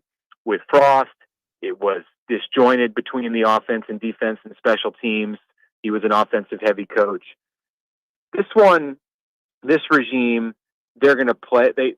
They're really striving to play together as a team, and I think they have a better sense of how to do that. And it could be a situation, your offense is a factor also in how many points your defense gives up. So I'm not completely stuck on that 18 points per game number as the ultimate gauge of how good the Nebraska defense is. Mitch, Nebraska's leading rusher this year will be named who? Which person will that be? That's a really good question going into week 1 when there's 4 listed on the depth chart, all at number 1. Mm-hmm. I'm going to say Emmett Johnson. I'm just going to say it. I think he would be the default favorite. It's hard for me even to say it with a lot of conviction and mean it, but I'm going to say it because I have a hard time saying, I have a more difficult time saying the any of the other 3. So that's where I'm going to go. I think he could finish up with 700 or 800 yards and lead the team. Yeah, it's just harder to make the case for the other guys because you haven't seen it, certainly consistently. But you know what you're going to get from Emmett Johnson. I think if you were doing betting odds, which, there might be a podcast out there that has something like this coming up, but like, you would probably have Emmett Johnson as the favorite here. Mm-hmm. And then I guess you'd probably have Gabe Ervin after that. We know there's a role for Ramir Johnson. And then there's Dante Dowdell, who's the kind of wild card in this. Yeah, he'd be like the 10-1 Dowdell. And it might be a good bet, because if you could get those odds, he definitely has a ceiling that's it's kind of untapped, but I suspect that it's high. I think that if you can get him rolling and he becomes a guy in a few games who has the hot hand, that could then he could bust off a 200-yard game. Yep. Maybe more easily than some of the others. Ramir could do that. I just don't know if he's going to get enough carries. Mitch, should they put Andy Jackson in the dunk contest? You know, they did the football players dunk contest this year. Oh, I know. I think they should put her in that. For sure. It might be a little bit insulting to the basketball team, to the Nebraska women's basketball team.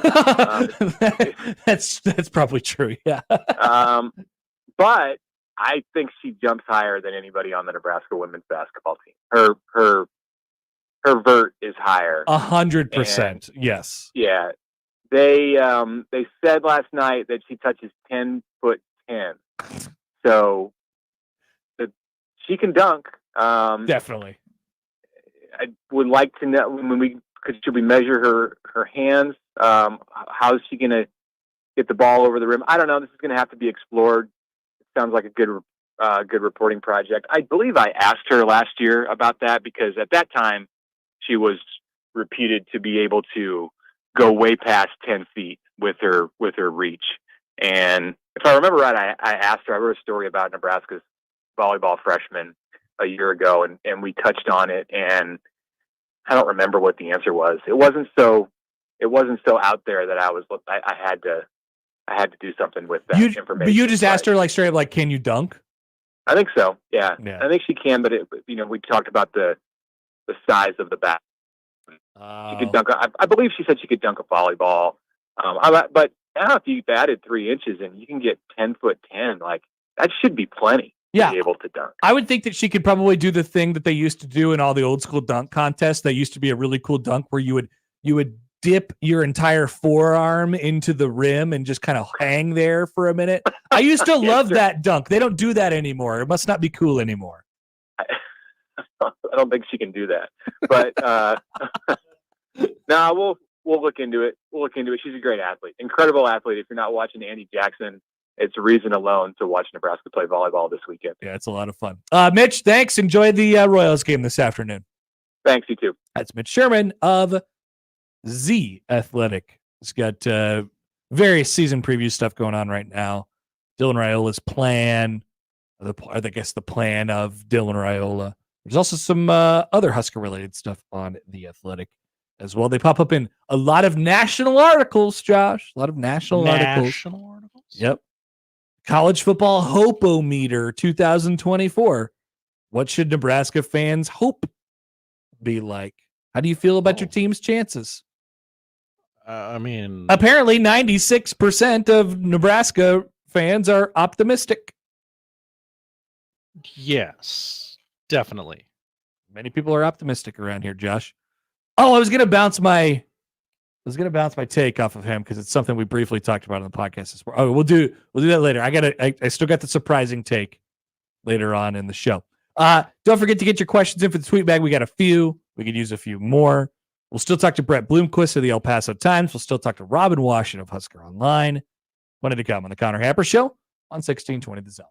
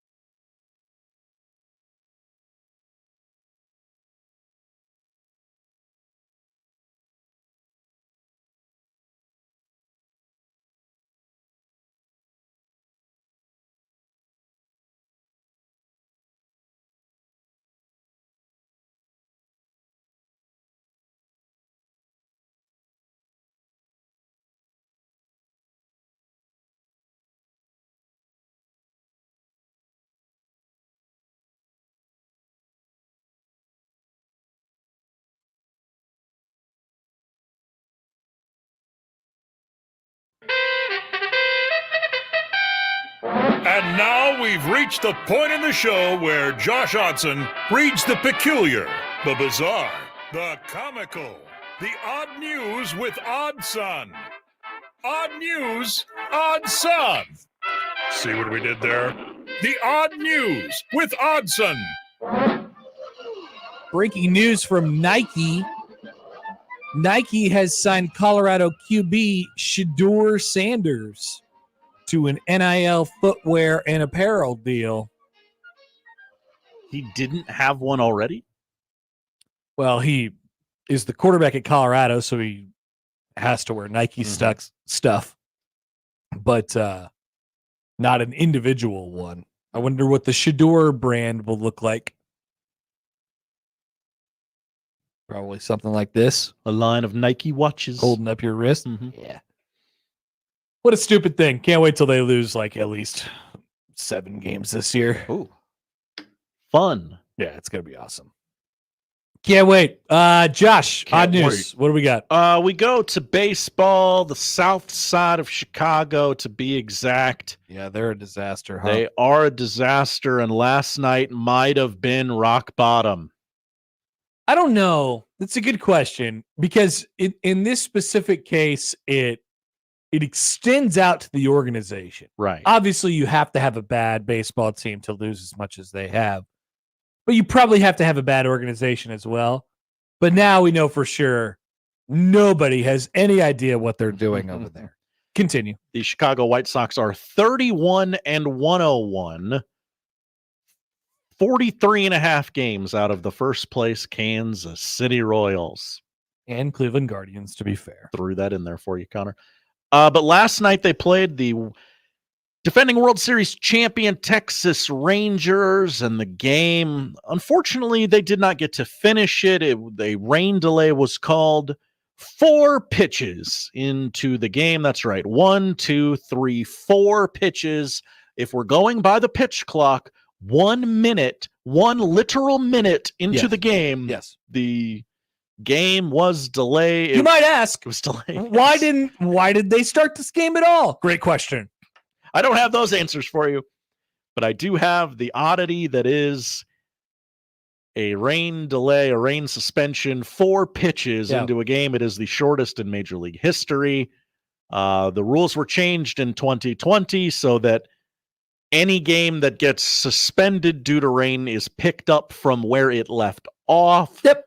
Instead of just, you didn't finish 5, slate wiped clean, and you start anew. So they'll have to start with a 2-2 count on the first batter today. Yes. At about 4:00 this afternoon. Yes, they will be playing a doubleheader today. And the good part is, like, you didn't, Now, I get your pitcher warmed up. Everybody warmed up. They got ready to play. Their ace, Garrett Ace, quote unquote. Yeah, Garrett Crochet. Yeah. I would assume that he'll just go back out there and do the same thing again, but I don't know. Routines are interesting. Yeah, routines are. He threw 4, but warming up and getting your body ready. I ain't breaking my back for these Chicago White Sox. I don't know do we have any probables on how they're going to approach that today? Oh, it's 11:55. They have to have informed the public of who's playing. Garrett Crochet is going to start. Okay. Yeah. Good tip of the cap to him. Or maybe that just means he's pitching. I don't know. I assume he'll pitch. Anyway, they're horrible. My God, they really are. What a garbage organization. And Charles in the YouTube chat, yes, poor Nicky Lopez. Yeah, our sweet baby boy Nicky Lopez. Yep. All right, friend of the show. That's right. Connor, we don't often get to real estate news on the Connor Happer Show. No, we don't. I'd like to interject a piece of real estate news because it's also a piece of Tom Hanks news. We love Tom Hanks on the big show. We indeed do, Josh. Now, unfortunately, this is not terminal related. It's good. It is from A League of Their Own. All right. A baseball movie, Yes. sports movie starring Yes. Tom Hanks. If you're from A great movie, by the way. Absolutely. If you're from Evansville, Indiana, you know that their big claim to fame is A League of Their Own, which was filmed there back in the 90s. During the summer of 91, Gina Davis, Madonna, Rosie O'Donnell, and Tom Hanks were all the Rockford Peaches hanging around Evansville, shooting scenes. Some of them had a great time, others not so much. Madonna hated it and told MTV all about it. She has a lot to say about that movie. Yeah, she does. Tom Hanks had a very different perspective, believe it or not. Not only did he wish the beloved baseball field a happy birthday when she turned 100, he tweeted that Evansville was, quote, a little patch of heaven. I love Tom Hanks. And the house he stayed in while filming the movie, A League of Their Own, is up for sale. Now, didn't I just read the other day that the baseball field burned down? Would it be Boss Field or Boss E Field? It is BOSSE. I swear to God, I just saw a headline like this week that the League of Their Own stadium burned down. Is this true? It's horrible. Are you Googling this? June of 24, there could still be an MLB game there. Okay. California fire destroys baseball stadium featured in League of Their Own. Oh, okay. So not the field, but a field. J. Littleton Ballpark in Ontario, California went up in flames and is a total loss. So what did they use this? What did they use this for? Well, there were many baseball fields. Yeah, in the movie, but they were shooting in Indiana and California. Sure. Why? Great question. Just go to another ballpark in Indiana. Well, they all, not all of them had to look like gray ass Indiana. Yeah, the whole league was in the Midwest. Some cities in the Midwest are sunny and beautiful. No, they're not. Others are Evansville. No, okay. Anyway, sorry. All right, wrong okay. Baseball field. It's still alive. Yes, but the house Tom Hanks stayed in could be yours for $1.2 million. I went by the Truman Show house in the Panhandle of Florida, really? Oceanside, Florida, I think it's called. What was that like? It's nothing. It's literally like cardboard. But it's the house that they used. But there's nothing inside of it. I took a picture. It was dark outside. I regretted it. I regretted going out of my way to go to this place. Oh, you went out of your way? Okay. Kind of. Yeah. 5-bed, 4-bath, 4,800 square foot home in Evansville, nestled on 5 picturesque acres. Completely updated. Butler's Pantry edition last year. New half bath put in last year. New HVAC, new roof, solar panels, Connor. So how much are you able to upcharge on this just because Hanks lived there for a summer? It's got to be quite a little bit, right? But no, it's a lot of space. It's a lot of beds. It's a lot of baths. It's $1.2 million. So it doesn't sound like they're taking it for all your worth. And Hanks lived here. That's the point too. According to Zillow, the monthly payment for this West Side beauty would be $32,000. You'd pay that house off pretty quick. $32,000? That's what it says. Now this says 4.9 million, but the listing says 1.2 million. Okay. Okay, you're confusing me now, Josh. I am. We have to move on. So I'm going to stop, and we're going to go to Florida. I love A League of Their Own. Great movie. There's no crying in baseball. That's right. What don't you love, Connor? Dogs. We're going to talk about dogs. That's true. If there's ever a bark in the park, I'm out. Well, this bark in the park went horribly, horribly wrong. I'm going to set this one up on a tee for you, Guess Connor. what? Bark in the park at Warner Park tonight. That's right. I'll be there. Minor league baseball team in Florida introduced its new bat dog to the public. Oh, yeah, and then it started crapping all over the place. It sure did. Lucy May, a 10-month-old Labrador retriever, was introduced by the Phillies single-A affiliate, the Clearwater Threshers, during their game against the Dunedin Blue Jays. I've been there to that stadium, the Dunedin Stadium. But her debut had a few hiccups. Yes, as Connor said, instead of retrieving the bat, as was her job, she just started running around. I saw the video. She started running around. Dropped a deuce behind the pitcher's mound. Ultimately, yeah, she sat behind the pitcher's mound, kind of burrowed in there, took a dump, and continued to sit there. Now, the team has come out and said they will not be firing Lucy May. Lucy May will keep her job. Okay. This is not enough of an incident It's to not. fire the dog. It's Connor, what say you? I don't know if I took a crap on this studio, I'd probably get fired. Yes, I would. I would fire you. Okay. So I don't know. I just think we should hold dogs to higher standards. That's all. Just higher. We think so low of them, yet we give them all the opportunity in the world. Mm-hmm. Dogs get so much opportunity. They do.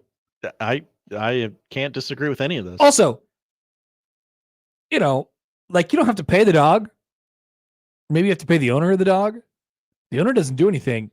Like, give it to a kid. I talk to kids all the time at the baseball games, and they're like, gosh, you know what? I would really like to be the bat boy. Absolutely. Well, then great. Go. You should be allowed to go be the bat boy. Instead, you've been replaced by a dog who craps on the field. What kind of crap is that? You got to be watching that as a kid going, I could do better than that. I would think so. So, I don't know. I just like the opportunities to go to humans. You guys always misconstrue my takes of being anti-dog. I'm pro-human. I'm more pro-human than you.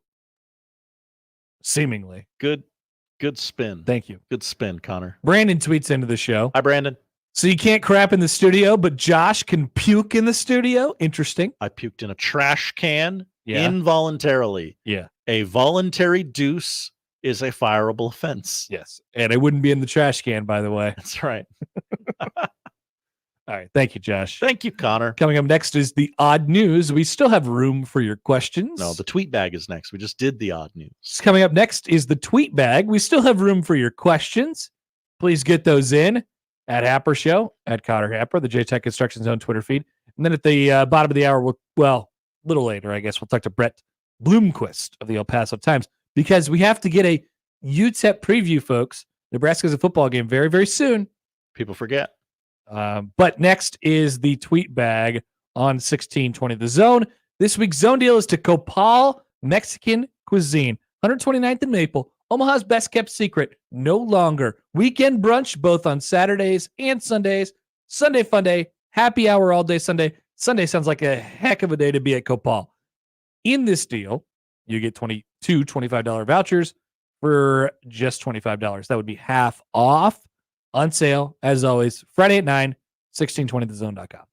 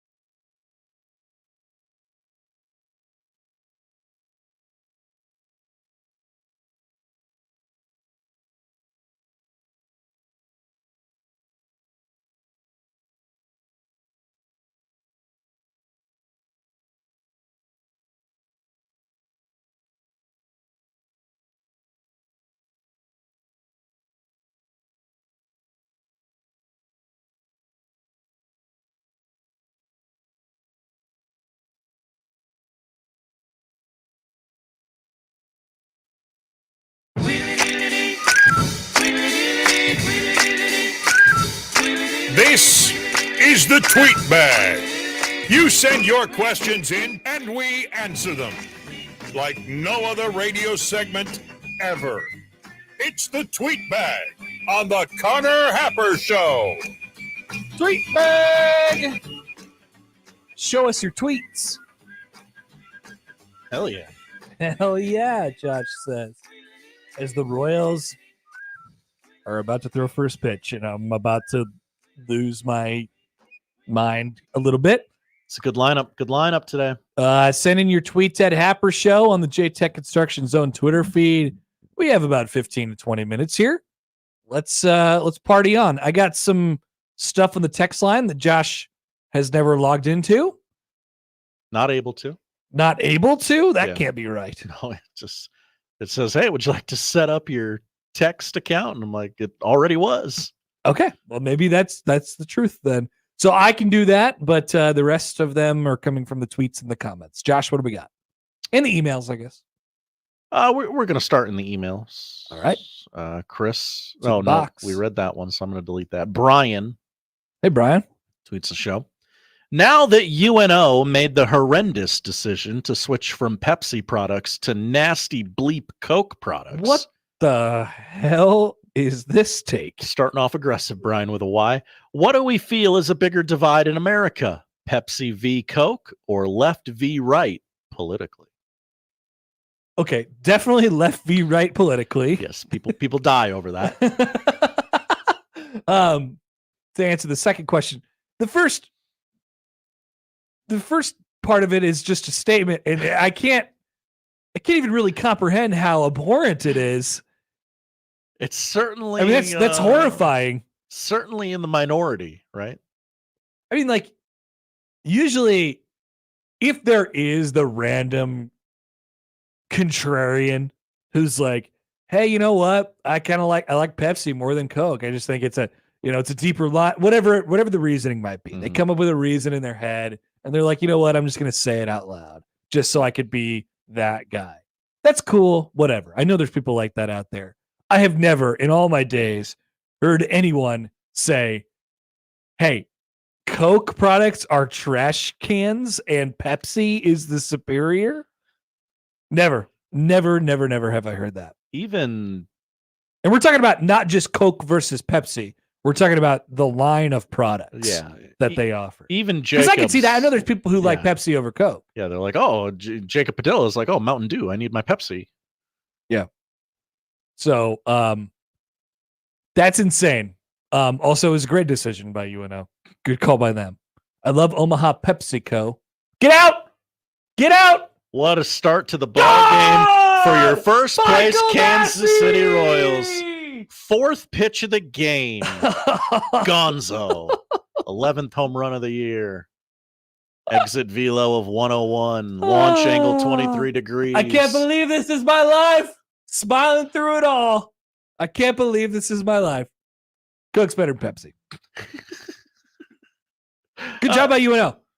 Great job by UNO. Yes. Also, how does UNO feel today that Nebraska soccer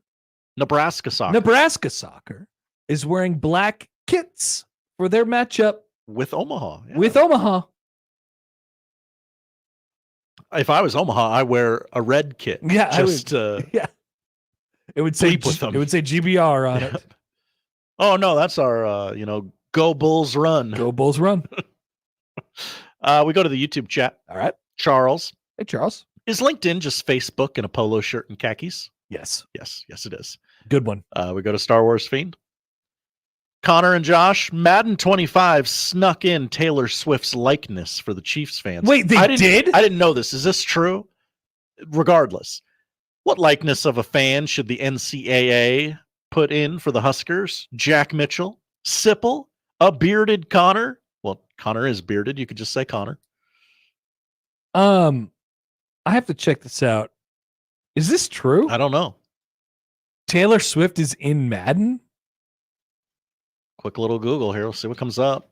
Taylor Swift Madden. I don't. She's not. I mean, there's a lot of jokes out here about her being on the cover. She's not. That's obviously fake. Star Wars Fiend, I think you might have been fooled by the internet on this one. Yeah. She's not going to be on the cover. Well, no, I believe that game has already come out. like a crowd shot. And they're like, oh, that person. If the Chiefs score a touchdown, they go to the press box and there's a blonde girl in the press box. Is this true? Okay, I'm looking it up. I'm on Twitter now. All right, so there's Kelsey.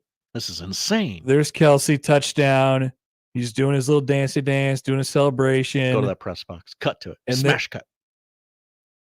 They cut to a suite. Really? And it is a woman wearing an 87 jersey.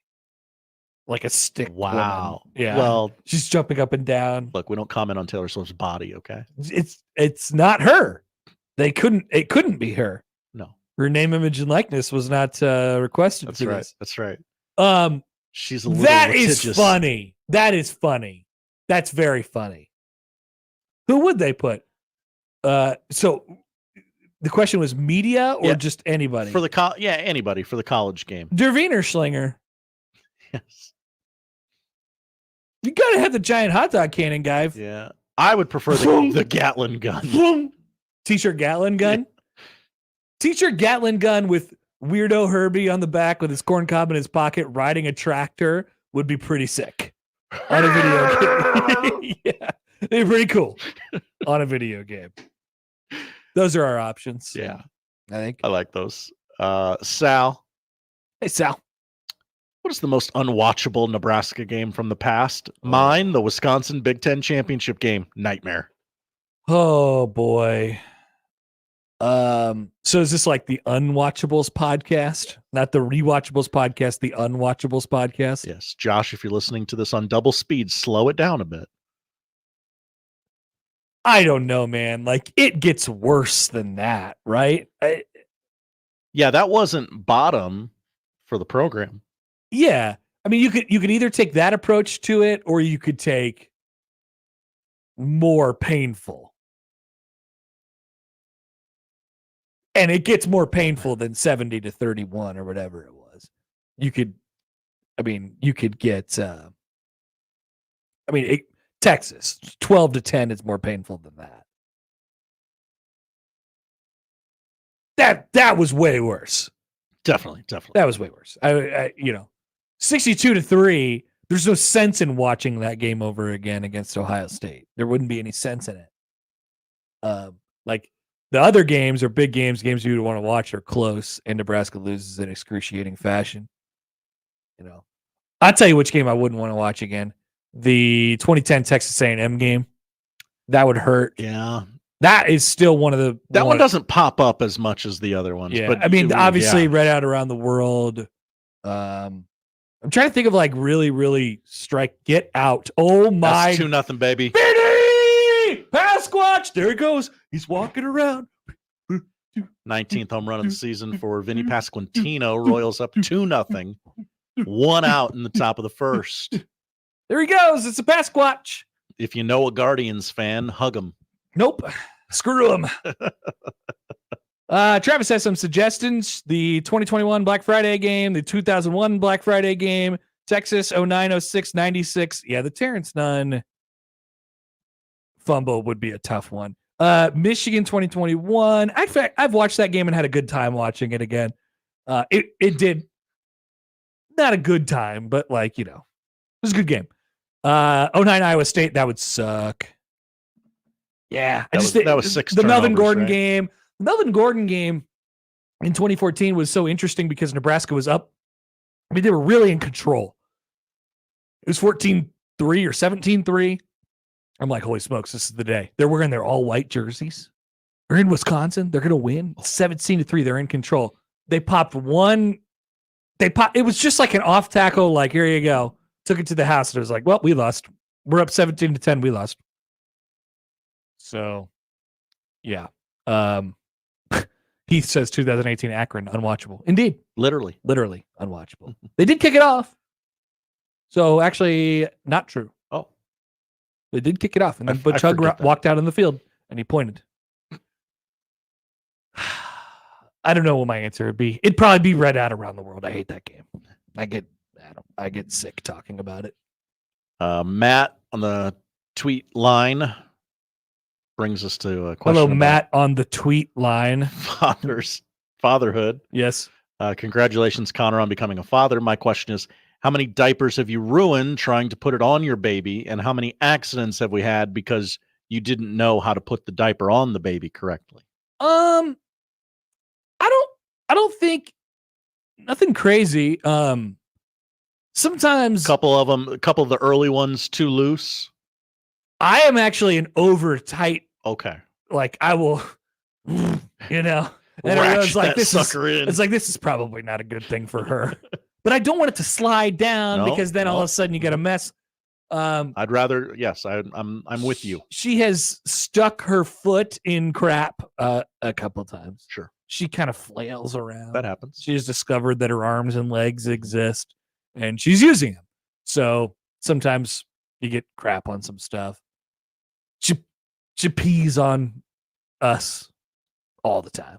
All the time. All the time. I mean, almost like probably at like a 50% rate of times that we change her, she's peeing on us. Really? Yeah. Wow. Yeah. That happened to me one time. Yeah, she just goes right when we open up the diapers, pee time. And then people told me like, oh, you put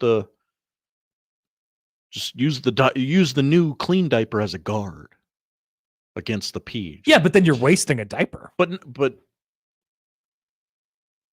I forget the trick. That's skippy. I flushed that information out of my brain. What do diapers do? I just flushed it out of my brain. It's been okay. We've done okay. Good, in my opinion. Ask her. Ask the little baby. Yes. Tom with an H tweets in. Mr. Thumb. Group of 5 of us are driving from Omaha to Lincoln for the Colorado game. We'll be there all day tailgating. And let's face it. Good take. It will be a beer-fueled day and evening. Indeed. What is the best or fairest way to determine who does not get to have as much fun as the others? Stay sober and drive home. Picking a DD? Yeah. Oh, boy. That is quite the... I mean, come on. Just get... What happened? Looks like the truck blew up. Damn it, Bally's! Anyway, like, you don't have to do that. Get somebody you don't like to drive down there with you. Order a car. Hey, honey, the guys they finally asked me to hang out with them. Yeah. I have to be the DD, but they finally asked. Yeah, bring that guy. That's horrible. Bring that guy. I'm so happy to be in this group finally, once and for all. Yeah, you don't get to drink though. Sorry. Yeah, bring that guy. You guys are getting a little belligerent. Also, can we borrow your GMC Yukon or your Escalade, please? Let's mix in a water, guys. Can you rent a bus for us? Yeah, I would say do everything you can to not. That's just not fun. That's not fun. I would feel bad for the one guy. Now, at the same time, if there's a person in your group who just generally doesn't imbibe as much, probably get a leader in the clubhouse there. TC says, do rock, paper, scissors. No, that's too chancy, man. This has got to be thought of. This has got to be thought of. Also, Thom, I'm going to give you this little, I'm sure you've already considered this. You have to figure this out as soon as possible. Yeah. You cannot day of go. You actually should have done this a long time ago. This is the biggest game of the year. Yeah. You need to plan. Yeah.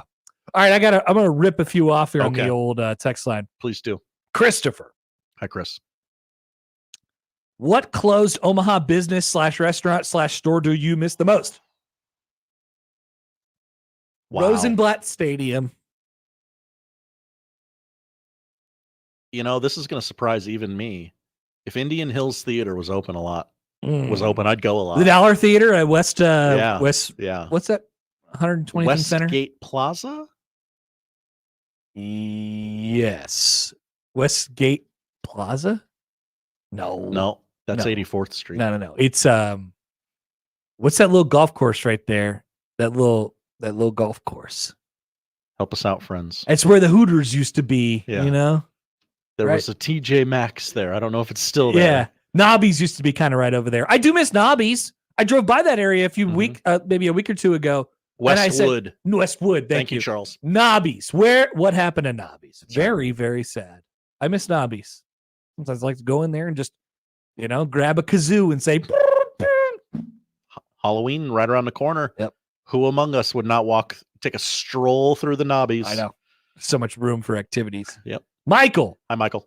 Connor and Josh, go back to 9-year-old self and you're playing a wiffle ball game in your neighborhood. Which MLB player at that time do you want to show up and join you? And which player would you be disappointed about that showed up that you didn't want? Oh. I would be pretty sad if like Jimmy Gobble showed up. I'd be like, what the hell? Well, how'd we get Jimmy Gobble? I'd be impressed at first, and then I'd be like, damn. Wow. Jimmy Gobble. Yeah. Big leaguer. Or like Gil Mesh. I'd be really sad if Gil Mesh showed up.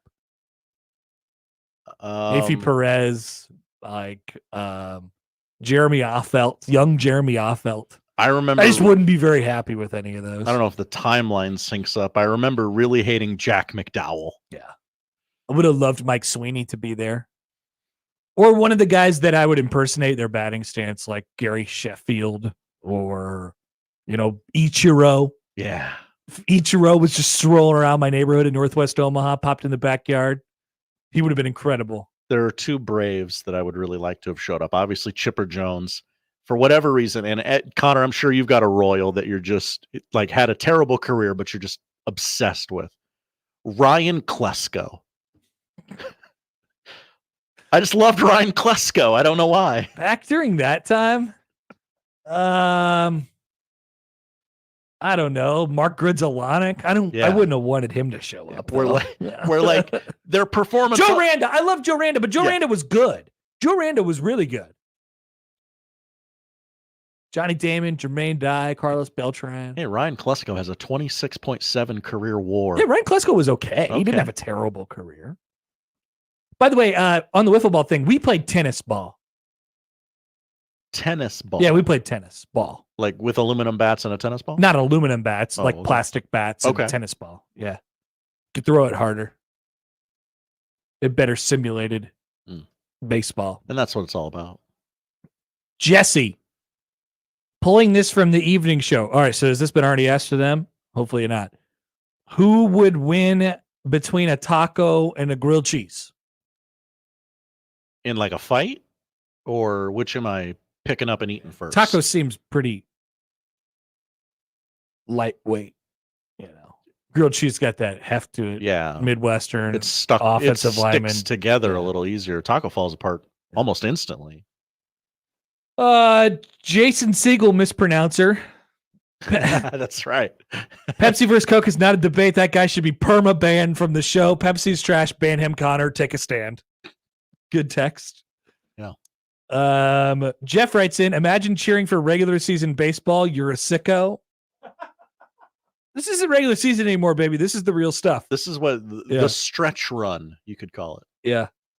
I have a tweet from Jake at Progressive Field. Go Royals. Wish you were here at Connor.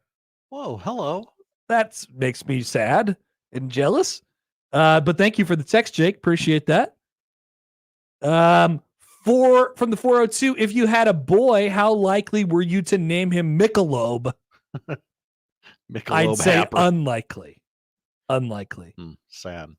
And one more from the 402. Which would be easier, playing golf with a baseball bat or playing baseball with a golf ball?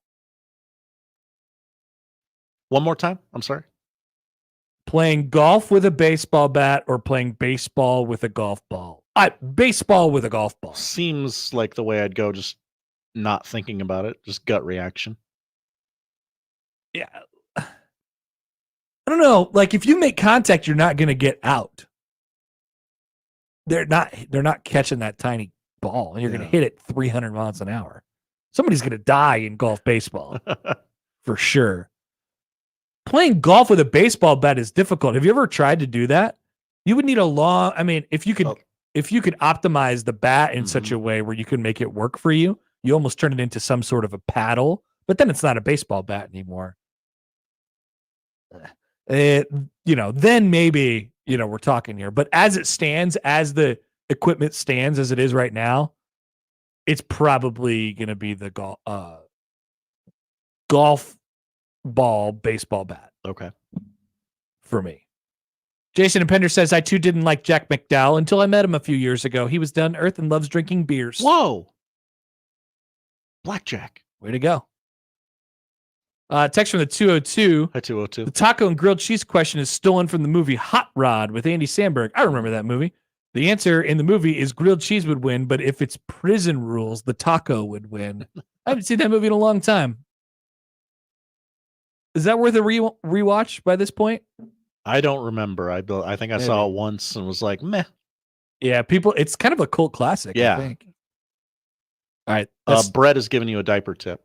What up, Brett? We always lifted the current diaper open and then put it back over the spot. Our theory was the open air was causing the peeing to take place, so we exposed the air and put okay, repeat the beginning again. We always lifted the current diaper open, but you don't take it off. You just kind of open it up, let the air get in there, yes, hit the body, and like, oh, gotta pee. Yeah.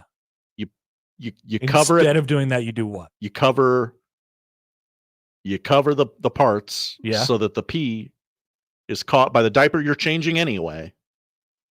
And then you pull it back, like, okay. And then you change the diaper. Okay. So basically just keep the top on the diaper. Yeah. Keep the top on. Let that cold air do what the cold air does.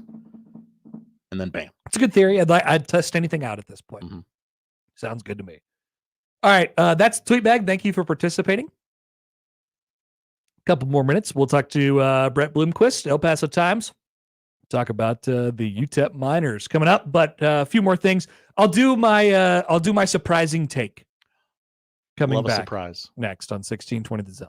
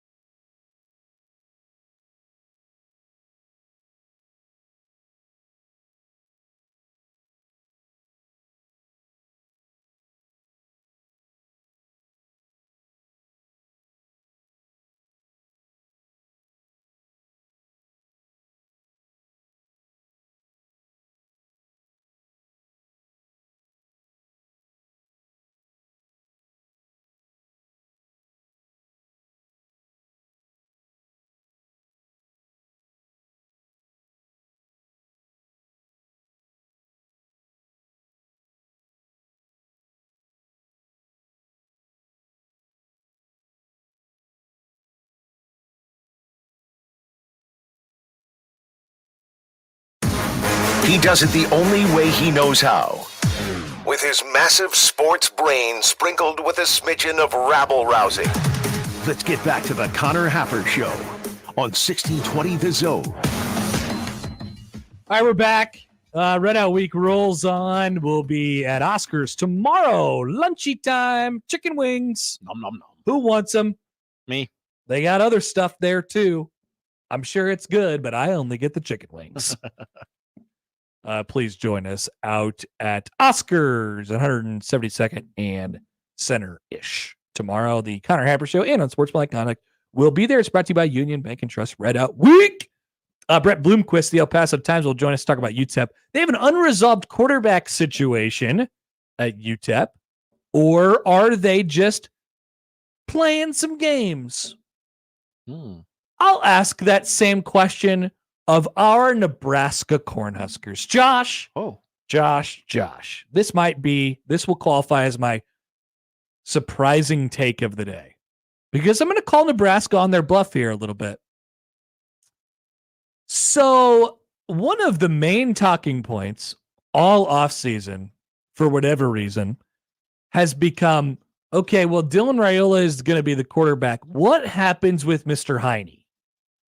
We even talked about it earlier this week on the show. Matt Rule said it over the weekend. He said, yeah, he's too good to be holding a clipboard. And then other coaches have talked about it. They've been asked about it. Coordinators of both sides. Matt Rule says he could be a pro at all these various positions. And yesterday, Dylan Raiola said, I think he was asked about this and he, had the generic answer, but somebody was asked about it and they said, Dylan and Heinrich are going to be on the field together, quote, a lot. Remember that? Remember when I read that quote yesterday? They're going to be on the field together a lot. And I heard that and I thought, a lot? What does that mean? They're not going to be on the field together a lot. Right. That's not true. That simply is not true. I hope so. If Nebraska's running 70 plays a game, what's a lot? Like 30? There's no chance in hell that's happening. That's not going to happen. If they ran a formation with Heinrich and Dylon on the field at the same time 10 times a game, would you go, wow, they're doing that a lot? Yeah. That's too many. That's still too many. Yeah. I don't even think that'd be a lot in a lot of people's eyes, but it's still too many. Mm-hmm. I don't think we're going to see that much of this year at all.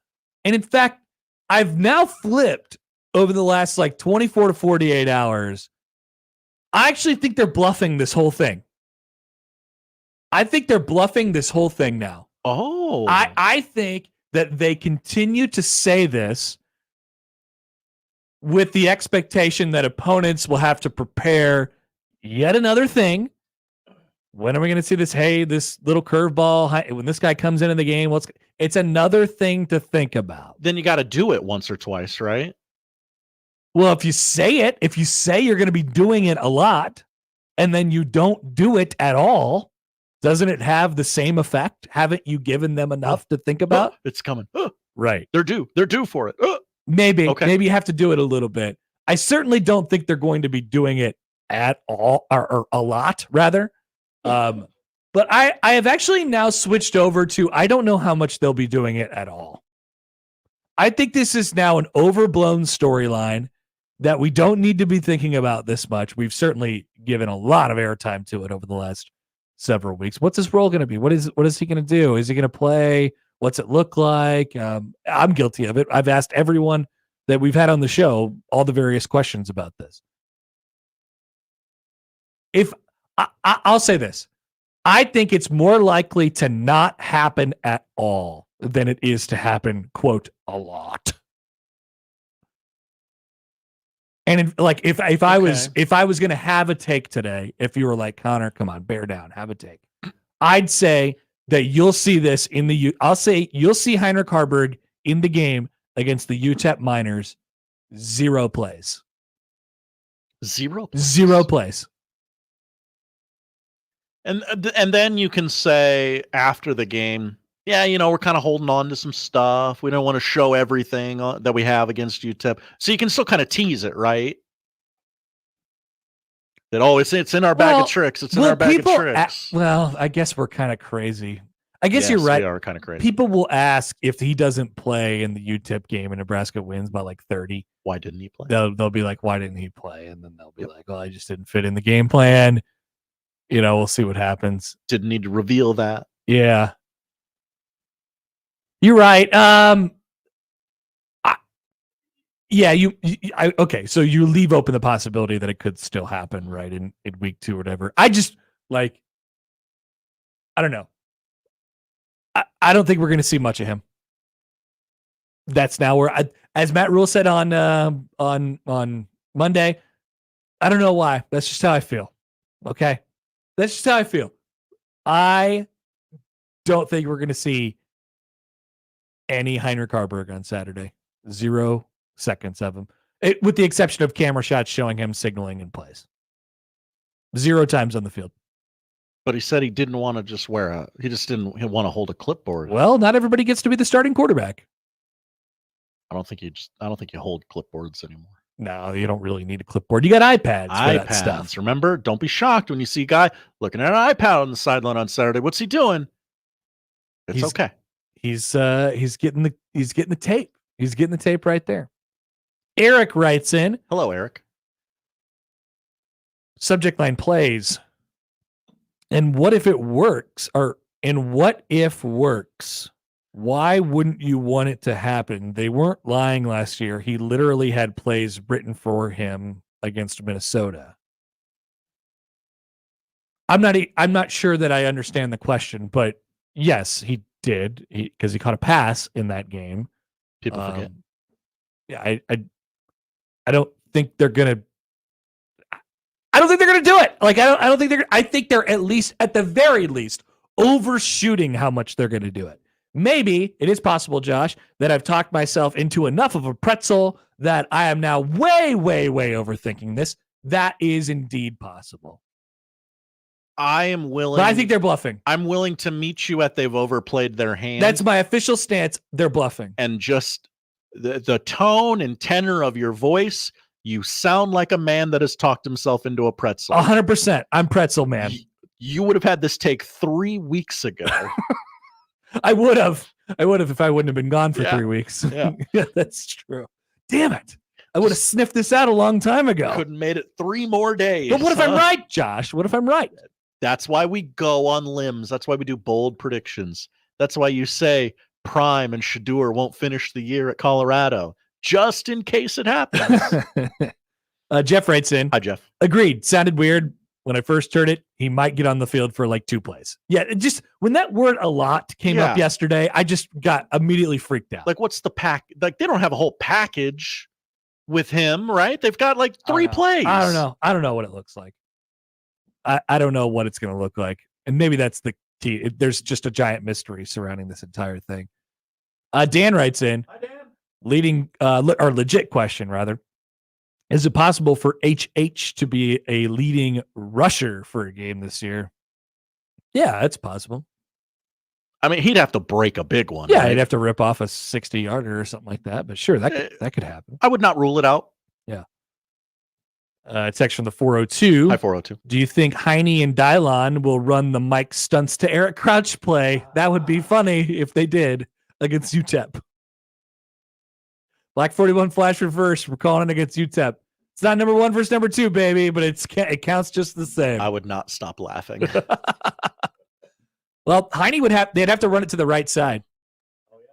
Also, Eric Crouch a little faster than Dylon. The Chubster. Yeah, Mr. Dylon. All right, guys, need you to hold those blocks. Yeah. Also, Heine could do the stunts part fine. Heine could do the stunts part fine. Chris in Montana. Hi, Chris. We'll find out soon enough, won't we? That's how it starts. Do I want to read the rest of this? Okay. There's more. Yeah, okay, there good. is more. That's it. Even as a decoy, would if he freezes a safety and then you got an outside man-on-man coverage and you go over the top, maybe not every week, but I certainly see him getting on the field for 6 to 10 times a game every so often. That doesn't Those are two different things. That sounds like a lot. 6 to 10 times a game every so often. Is it a game or every so often? And in a couple games, actually has the ball in his hands maybe 3 or 4 times, but we shall see. Yeah. Okay. I'm Pretzel Man, and I'm here to tell you that I think it's going to be less than that now. Whatever you have in your mind for a role for Heine this week, I think it's going to be less than that. I'm taking the unders on Heine. See, I think the opponent plays into Heine's role this week. I don't think you're going to need. You're not going to show it for Colorado. Yeah. Keep it close to the But vest. like, is Heine the secret weapon? No, Isaiah Nair is the secret weapon. Ooh, like hello. Ja'Cory Barney is the secret weapon. That's what we need. X factors. Yeah, but you already know that those guys are going to, like, those are the guys. You'd be shocked at what I don't know, Connor. Michael, honestly, we have no depth at quarterback. Why risk HH if something were to happen to Dylon? And if HH got hurt on a stupid handoff run for like 2 yards, was it worth it? I mean, we say it won't happen, but last year we went through 3 quarterbacks, lost one in the portal, and look how that turned out. Could you say if Dylon and HH were both hurt, we think we're winning with DK? I like the abbreviations. We would be in serious trouble if they did something stupid and got HH hurt when you have 0 QB depth. It's kind of talking out of both sides of their mouth, right? They like HH as a quarterback, but also he's too good to not be on the field.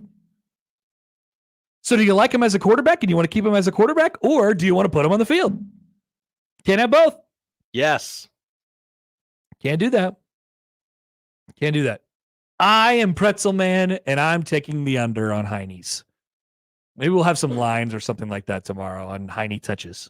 So we could do that. All right, coming back, we'll talk about we'll talk some UTEP here. Brett Bloomquist will join us on the other side.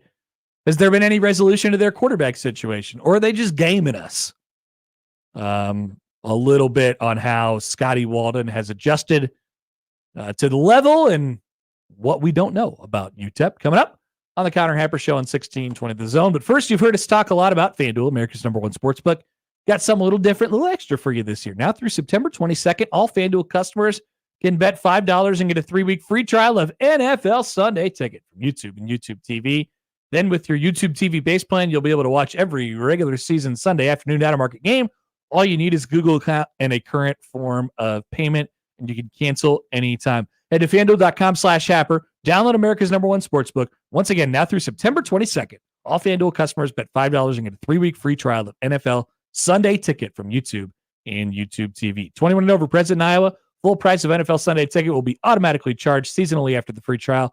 No refunds, terms, restrictions, and embargoes apply. Gambling problem? Call 1-800-BETS-OFF.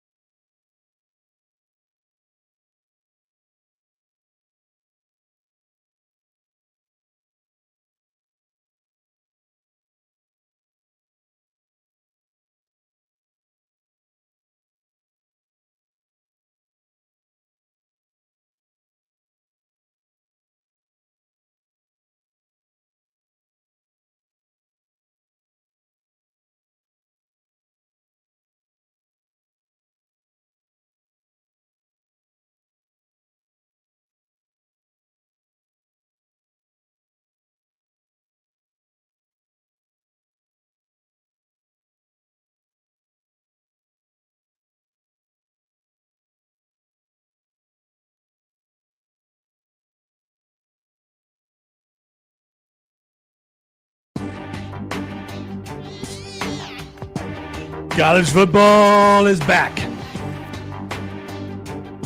And we are in the post-Maserati Marv era, sadly. So who will Gus Johnson nickname a funny thing this year? We'll have to wait and find out. Fortunately for everyone, Gus Johnson not on the call in week 1. It's Jason Benetti and Brock Heward, as Bobby Witt Jr. just hit a home run, by the way. Hello! It's 3-1. For Nebraska and UTEP, Saturday from Lincoln. And for more on the minors, we chat with Brett Bloomquist of the El Paso Times. Joined us earlier in the summer during summer school. Brett, welcome back. How are you? Real good. Just got out of UTEP practice and, about ready to sit down and start writing, but fun to take a few minutes off. Tell us everything. Did they do any trick plays? What do we need to be prepared for? Oh yeah, they're going to play 6 quarterbacks, and I think every play will be a trick play. No, they're keeping everything close to the vest.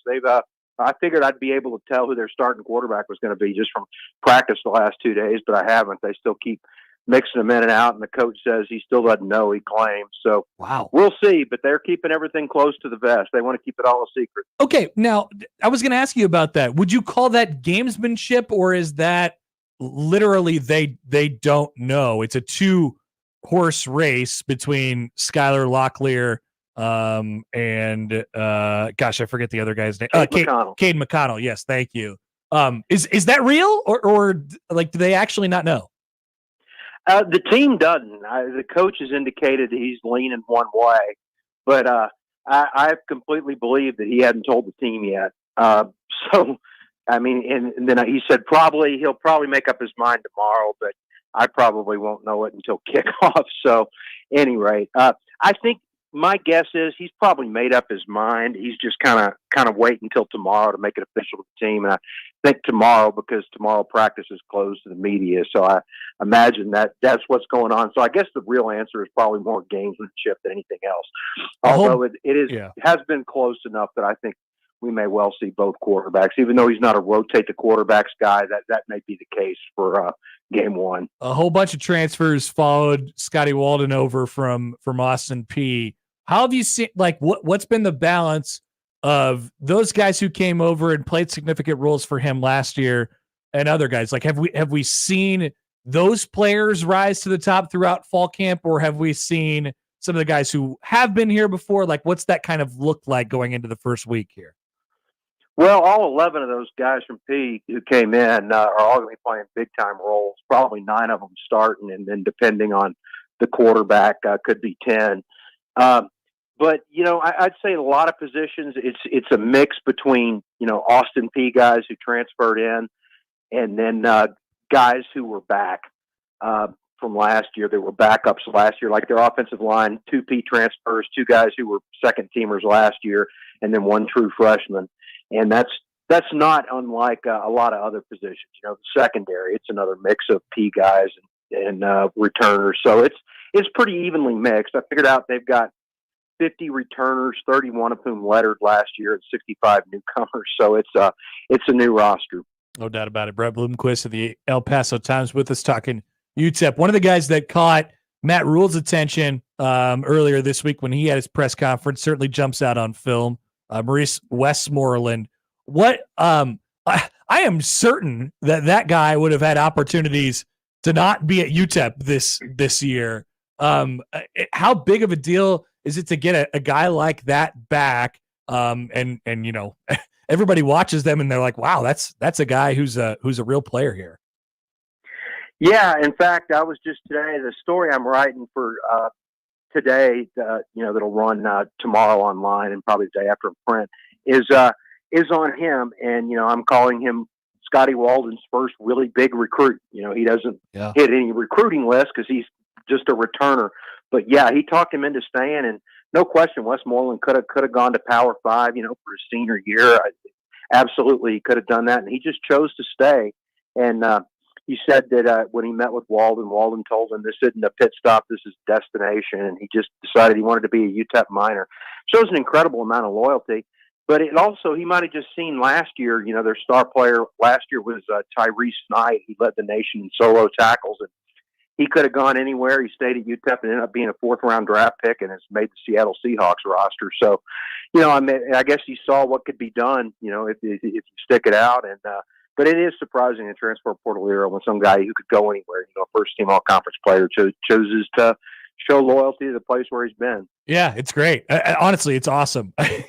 You would usually just look at that, that first team all conference there, and you'd say, well, if they're not seniors, they're probably going to go play at a Power 5 somewhere, and certainly the opportunities were there. But he's back at UTEP, so that'll be something that Nebraska has to deal with this weekend. What would you say, Brett? And I think last time we talked in the summer, we had a vague idea just based off of Austin Peay. Now that you've seen some practices, what's a good way to describe this team's sort of stylistically, offensively? I know they're doing a lot of different things. We don't know who the quarterback is yet. They're going to kind of spread you out a little bit. We know that part, but how would you describe them on offense? They're very fast. They want to snap the ball every 12 seconds. It's sort of their aspirational goal. So they hurry up, and it's so different than everything we've seen before, which was just, thudding ball control.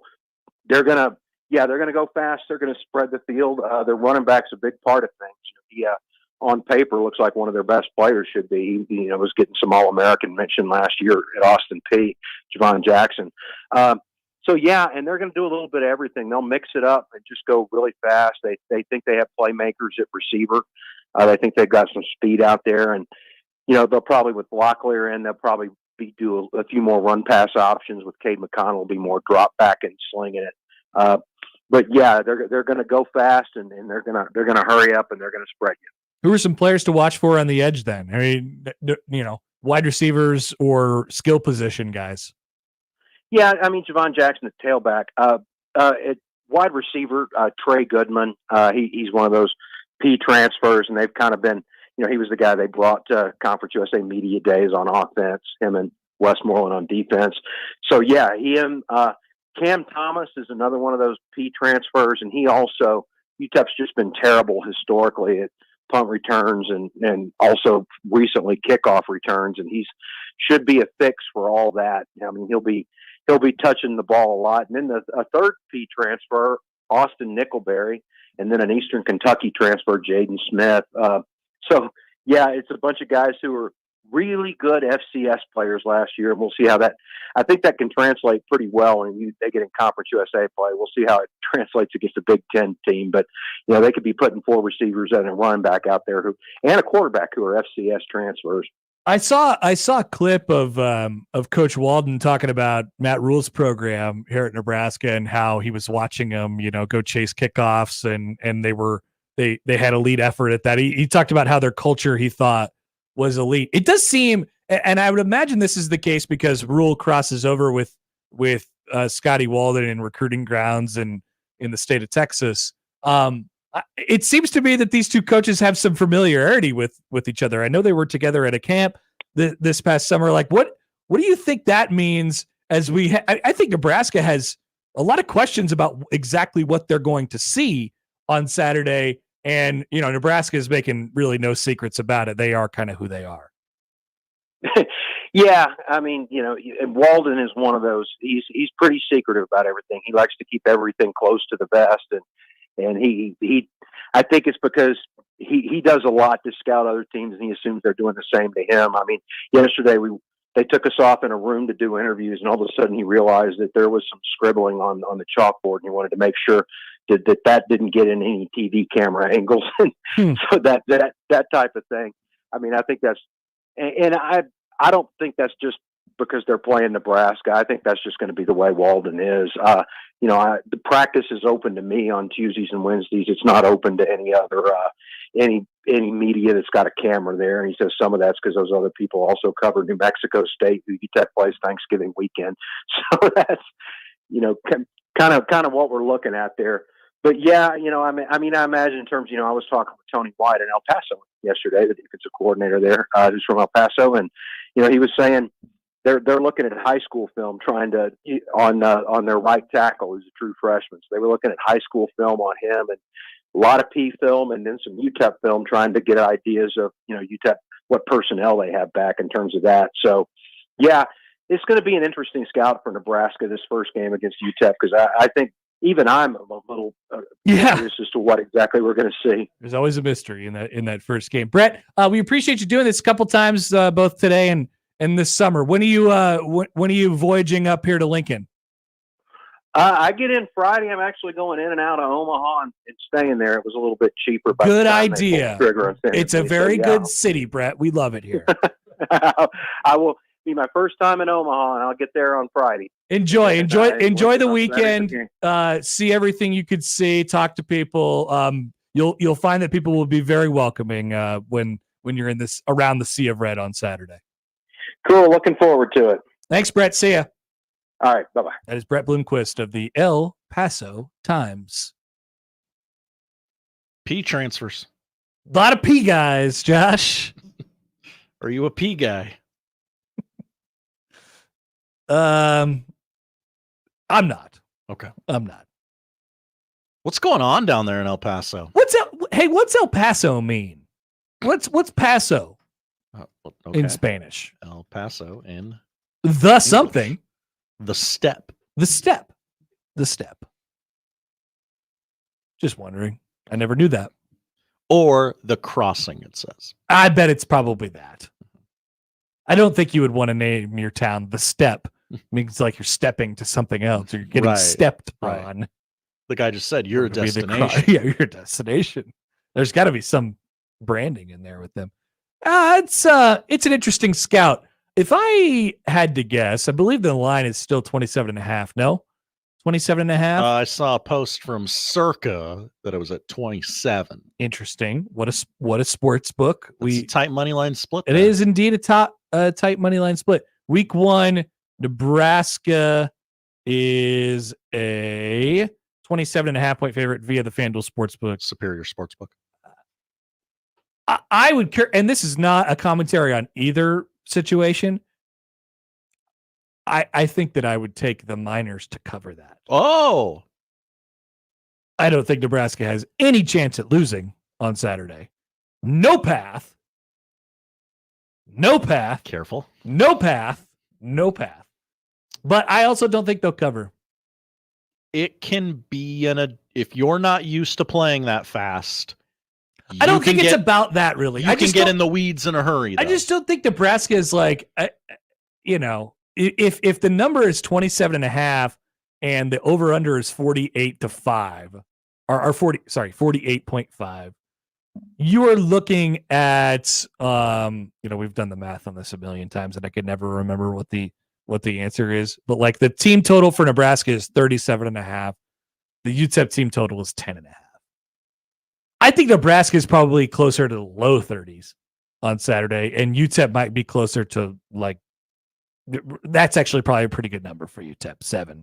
If this game's 28-7 in the fourth quarter, why is Matt Rule going to put his foot on the gas? Yeah, it's just going to end that way. Yeah. Yep.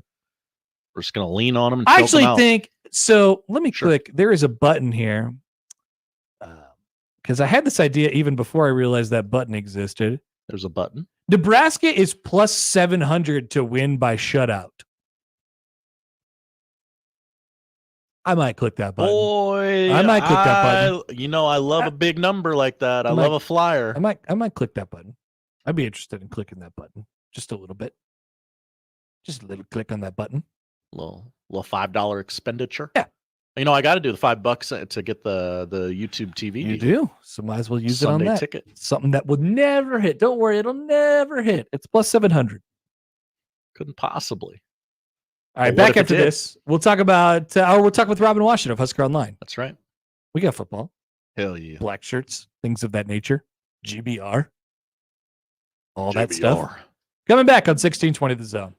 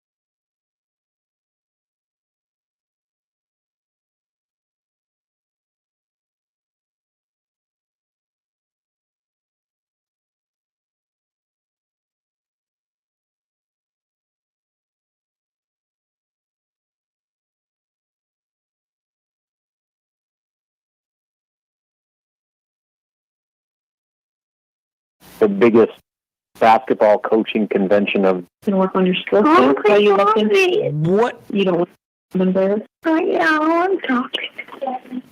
What is going on? Robin, are you okay? Robin Washut. Are your kids near you, or what just happened? Husker Online. I took a lot of preparation to make this thing a flawless interview, and clearly I still can't avoid it. Robin Washut, Husker Online. Maybe it was aliens. Maybe it was a phenomenon that we can't explain. The Connor Happer Show on 1620 The Zone. We now welcome Robin Washut of Husker Online to the show. Hello, Robin. What's up? You ever been to El Paso? No, but I've been gradually convinced that it might be a place worth seeing based off my conversations with Steve Sipple. I think that might be his number one vacation destination. That's a classic Sipple city because you want to know why? It's in the middle of nowhere. That is the last place I would want to go. He loves places like that. He once described to me he has a whole list. Ask him about his list of places. He's like Bill Moose with his list of coaches in his drawer. He has a list of places he could go to be when he's on the lam. He loves places like that. El Paso is like an A1 city for that. Yeah, if you're in a government protection program or something like witness protection program, El Paso is one of the cities where they send you. You don't know where Alaska and then El Paso. I would never want to go to El Paso. Can I ask the poll question? Is El Paso a Sipple city? I know he doesn't like to be 100%. misquoted. If the voting isn't 100%, Yeah. then the voting's flawed. Yeah, absolutely. Yes. Do that poll question immediately. So, sorry to El Paso, but I just would never want to go there. They're probably thinking I would never want to go to Nebraska, but I would never want to go to El Paso. It's one of those where it's like the slogans, it's not for everyone. It's not. But it is for Steve Sipple. It's definitely for Steve Sipple, though. We just hope that Sipple doesn't get in trouble and he has to go to El Paso for the rest of his life. Well, worst case, he's a hop, skip, and a jump literally away from Juarez, so I think he'll figure it out. That's true. Robin, I have a theory, and I'll say this. It's very possible that I have thought myself into a pretzel on this. So just bear with me. There's been all this conversation about what Heinrich Harburg's role is. And then we heard people talk yesterday, and they said, "Oh yeah, Heinrich Harburg and Dylan Raiola are going to be on the field together a lot." And I said, "A lot? What do you mean a lot? They're not going to be on the field together a lot. That's not true." And so now I'm thinking that this whole thing is a smokescreen, and that we won't see any Heinrich Harburg at all. What say you? I think I'm with you to the extent that I find it very hard to believe that Nebraska's players and coaches are going to stand at a podium and say into a camera what the game plan is going to be for what would potentially be a wrinkle or trick play or secret package with a 2-quarterback system. That to me screams, "Hey, UTEP, now you have this to think about on Tuesday." They're dangling I got you $1. Go, got to be quicker than that. Good luck jamming that into your scouting prep on limited hours while classes are in session. So that's my read on it. But at the same time, I don't think it's out of the question by any means that they could do that. But to think that this is going to be some sort of crazy 2-quarterback offense where Harburg's going to play 60% of the snaps at a variety of positions, I don't believe that. Because one, you got to keep in mind, he's the number 2 quarterback. And has there been a more valuable or critical position on Nebraska's roster over the past decade than the backup quarterback? So you do have to make sure that he is healthy and prepared and going through practice, learning the offense and the game plan, in case the worst possible scenario happens and he has to, take over for an extended period of time. That to me, limits how much they can use him in other ways and other packages. But at the same time, he did it last year. He has preparation, working in a variety of positions and doing different things. He's athletic enough to handle all that. I just think it's going to be something where it's going to be a lot more limited than maybe they were letting on Tuesday. And again, I think the reason behind all that was just to make UTEP think about something else for a few days. Okay, let me take it a step further. So I just got a tweet that says, Amazing Daniel writes in, he says, "Have you considered that they're actually telling you that they're more confident in the rest of the quarterback room than you think they are? Well, what if I applied the same logic to this, which is they've done a lot of talking about Daniel Kalen. They think he could go in and win games when like they're just adding to the idea that Heinrich can do other things. That's what they're trying to sell you, but they're not actually doing that. And it's going to be straight up 1, 2, 3 with those 3 guys because they don't, not because they don't feel good, but another reason is they don't like feel great about putting that guy in a game right now. Like I said, Robin, I am a pretzel man right now. My brain makes no sense whatsoever. I'm feeling a little pretzely after this conversation right now, but no, I mean, like, I do firmly believe that they want to redshirt Daniel Kalen. I think that's the best plan for everyone involved, just to stagger your quarterback classes and give him a year of preparation and, allow him to preserve that year of eligibility. And then obviously you have a more experienced veteran player as your clear number 2. If it's a long-term situation, then I think they go with Harburg, but I could see, certainly Kalen playing in 4 games, and then that would allow you to maybe get away with doing more with Heinrich Harburg. But again, like, Dylan Raiola is the face of your program. Like, I just don't see a situation where they're going to, get cute with it and take him off the field. And, especially in like red zone situations, like he's supposed to be, one of, if not the best player on your offense. Like, you got to make sure that you, 1, have him on the field to be successful. 2, give him game experience to make sure that he's ready to play competition that's going to be a whole lot stiffer than what they're going to see against UTEP. What do you know about Mac Markway? Not a whole lot, other than he was a guy that started at LSU, so he's got some chops to him. He's a good player, and the interesting thing about him is that he never entered the transfer portal, so he's an entirely self. What's that mean? How's that possible? Player. So here's the deal. Like, long story short, when you enter the portal, that means schools can recruit you. Like, basically, you are putting yourself out there to be recruited. If you never enter the portal, yet still transfer, you have to do 100% of the recruiting, meaning you can't get visits paid for. You have to initiate all the contact, all that sort of thing. So basically, like, he left LSU and chose Nebraska. And so that's kind of where, like, the comments made by Marcus Satterfield was like, I didn't even find out about it until Monday. Well, like, I think this is something that kind of just happened. And it probably, I don't know how much of an extent, but I'm sure it has something to do with Nebraska's kind of revamped connections in St. Louis. He's a St. Louis area guy, and they've really kind of retooled their efforts down in that area. And so maybe some of the connections that they brought on staff and elevated up the coaching hierarchy paid off a little bit, to where when he was looking for a new school, third-party channels were able to point him in Nebraska's direction, and it all kind of just fell into their laps a little bit. So we'll find out for sure tomorrow from Matt Rule if he is going to be eligible for this season, but early indications suggest that he will be. I mean, he was at practice on Tuesday, and so he's here in Lincoln. He's in the program. It's just a matter of, is he going to be cleared by the NCAA to play in games this season? And, if so, he's a guy that certainly you could sprinkle in for, 4 games. And, if you need a tight end next year, depending on how Thomas Fedoni does this year, that could be a pretty darn good succession plan. I didn't know that you could be for sale by owner out of the transfer portal. Yeah. That's cool. The more you know. So basically all the portal is saying, hey, schools, come recruit me. If you never enter the portal, you can still transfer, but you just cannot be recruited. Wow. Love it. You learn something new every day.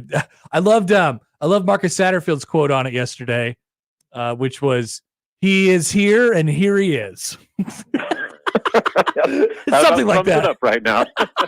He exists. He's here, I think. Yep. That's our guy. I saw him. Can confirm he's alive. Robin, would you like to, you're the first guest, or the first of our weekly guests that we've asked this. Maybe we've slacked a little bit this week. Have you made your record prediction public yet? Yeah, I mean, I've stuck with what I've had all off season, and while there's been plenty of Kool-Aid flowing that could probably convince me to, bump things up a little bit, I'm going to stick with 7-5. And again, that's conservative. I'm still in the mode, despite all the optimism and all the reasons to believe that this could be a significantly better season. I just want to see it. I want to see if this team is capable of winning all of the games that they've lost over the last 10 years. And if that happens, then I will gladly eat that plate of crow. But for now, I just, I've been burned too many times thinking that, this season is going to be the year that it all finally turns for Nebraska. So I think 7-5 is well within the realm of possibility, and you could easily talk me into 8. And depending on how they start and how things get rolling over those first 7, maybe the ceiling gets raised even more. But for now, until they actually prove it on the field in the game, I'm going to stick with 7-5. They're still going to be in a lot of close games, Robin. You still have to win those games. They didn't do that last year. And they still don't have a starting kicker. So chasing 3 depends. That might have a big Great effect point. on that element. Great point. They're still chasing 3, literally, with that kicker. All right, Robin, appreciate it. We'll talk to you next week. Well, I won't be at the game this week, but you can call it a Big Red Overreaction, I guess, if you want to. Yeah, well, I'm going to wait until after our post game show and had a couple of sips margaritas, and then I'll really lay into it. All right, see you later. Yep, see you. Robin Washut of HuskerOnline.com. Yeah, El Paso is a Stephen M. Sipple city. There's no doubt about it. What is the population of El Paso? Ooh. 96% of the audience right now saying yes, El Paso is a Sipple city. El Paso, 677,000 people. Whoa, hello. It is bigger than Albuquerque. It's bigger than Lubbock. Does that make it bigger than Omaha? What are we sitting at right now? Depends. 485. Oh. We're tiny babies compared to El Paso. Who we talking smack about, Josh? I've been told by a well-traveled individual that El Paso is a garbage city. Indeed. There's little doubt about that. El Paso metro area population, 868,859. Omaha metro area population, 967,604. So we got him on the metro once again. Boom. See ya. When are we going to hit that milli in the metro? I feel like Throw in some little tiny town. We need to be gobbling up properties. Yeah, give me something. We need to hit that milli mark. Who'll be the 1 millionth resident of Omaha Metro? I can drop a video with Lil Wayne's a milli in it. That'd be perfect. That'd be great. I could sing it for him at the airport speaker. You can. They'd like to. All right. Back after this on 1620 The Zone.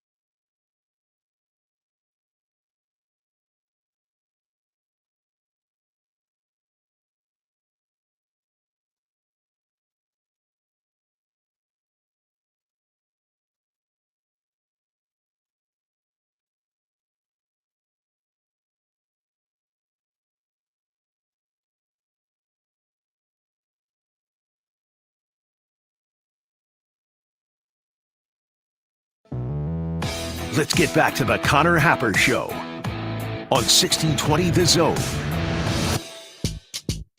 The first place Kansas City Royals lead the also first place Cleveland Guardians 3-1 in the bottom of the fifth. 2 on. Nobody out for Michael Washut. Uh-oh. Yeah, he has not been sharp today, but he's somehow survived. Last night I was only real sicko Royals fans will appreciate this like at all. Last night I was just going down memory lane. It really felt like, it's like this is happening this year, I don't know what the month of October is going to hold, but they're going to be there. And so how could you not be romantic about baseball?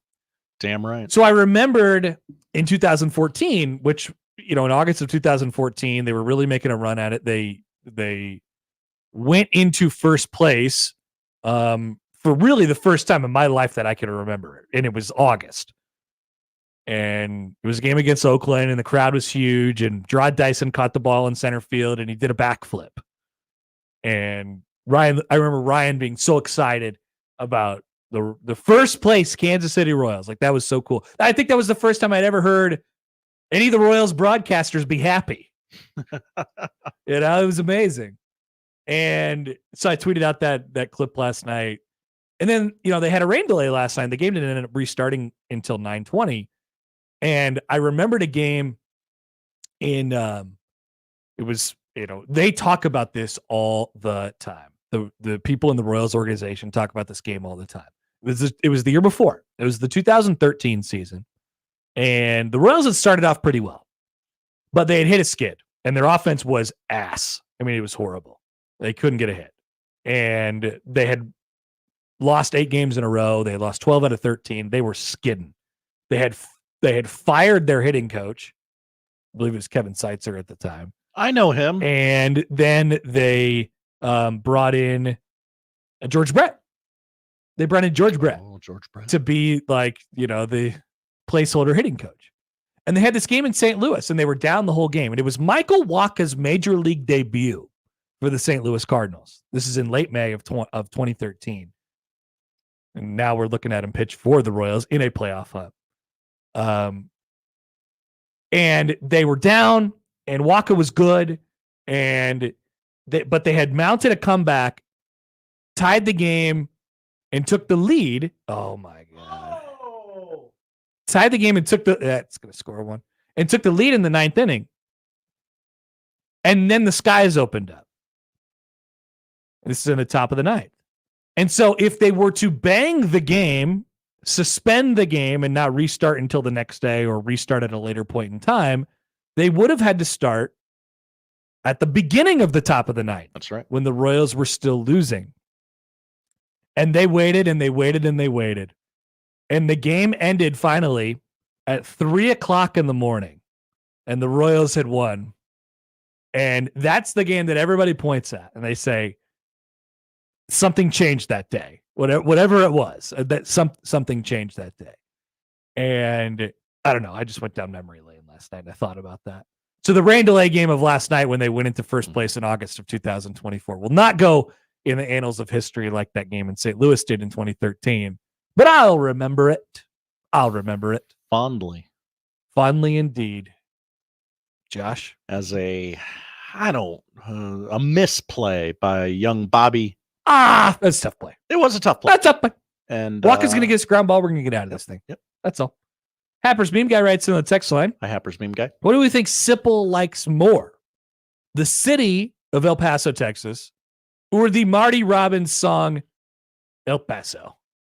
Out in the West Texas town of El Paso, I fell in love with a Mexican girl. The song. I don't know. He's so hit or miss on songs. I never know. I cannot pinpoint his taste. It's like he doesn't like most of the common, 70s music that people like. It's too soft for him. He's got to have a hard edge in there. I don't know that he would like this song. I'm going to go with The Town. Because I know he has an affinity for towns that you can hide away in and no one would ever find you. And El Paso, Texas would certainly be exactly that town. Indeed. I'm going to go with the town in this specific situation. Do they have Coke and Xbox in El Paso? No, they don't talk like that either. They don't talk like that.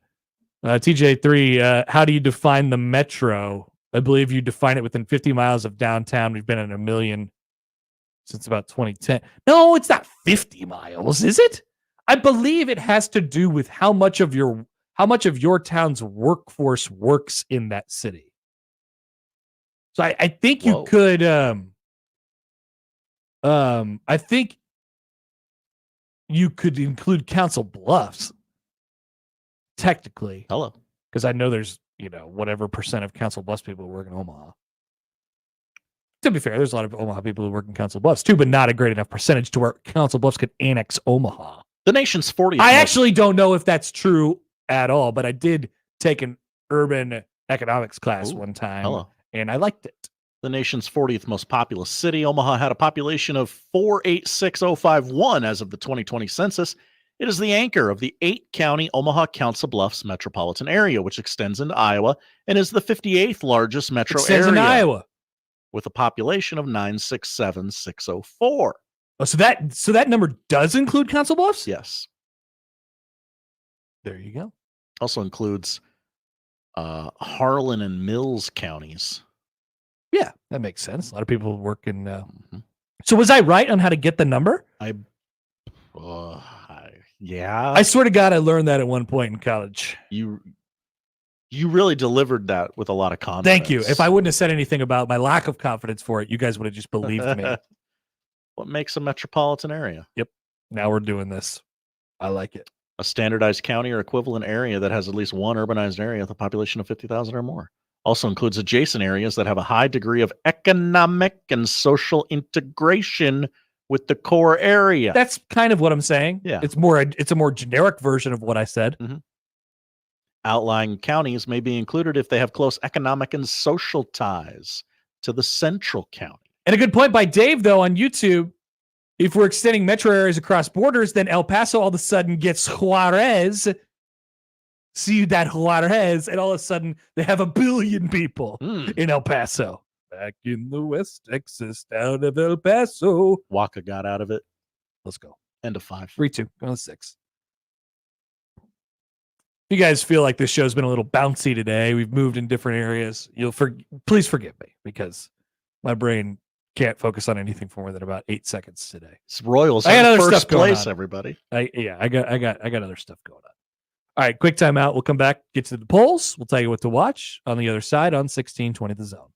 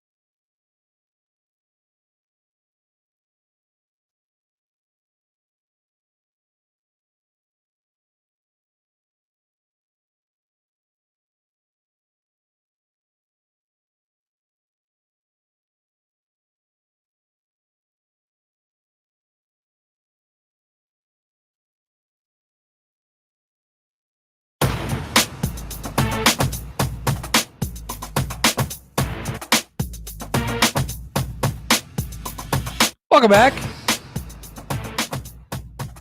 I think my headphones died.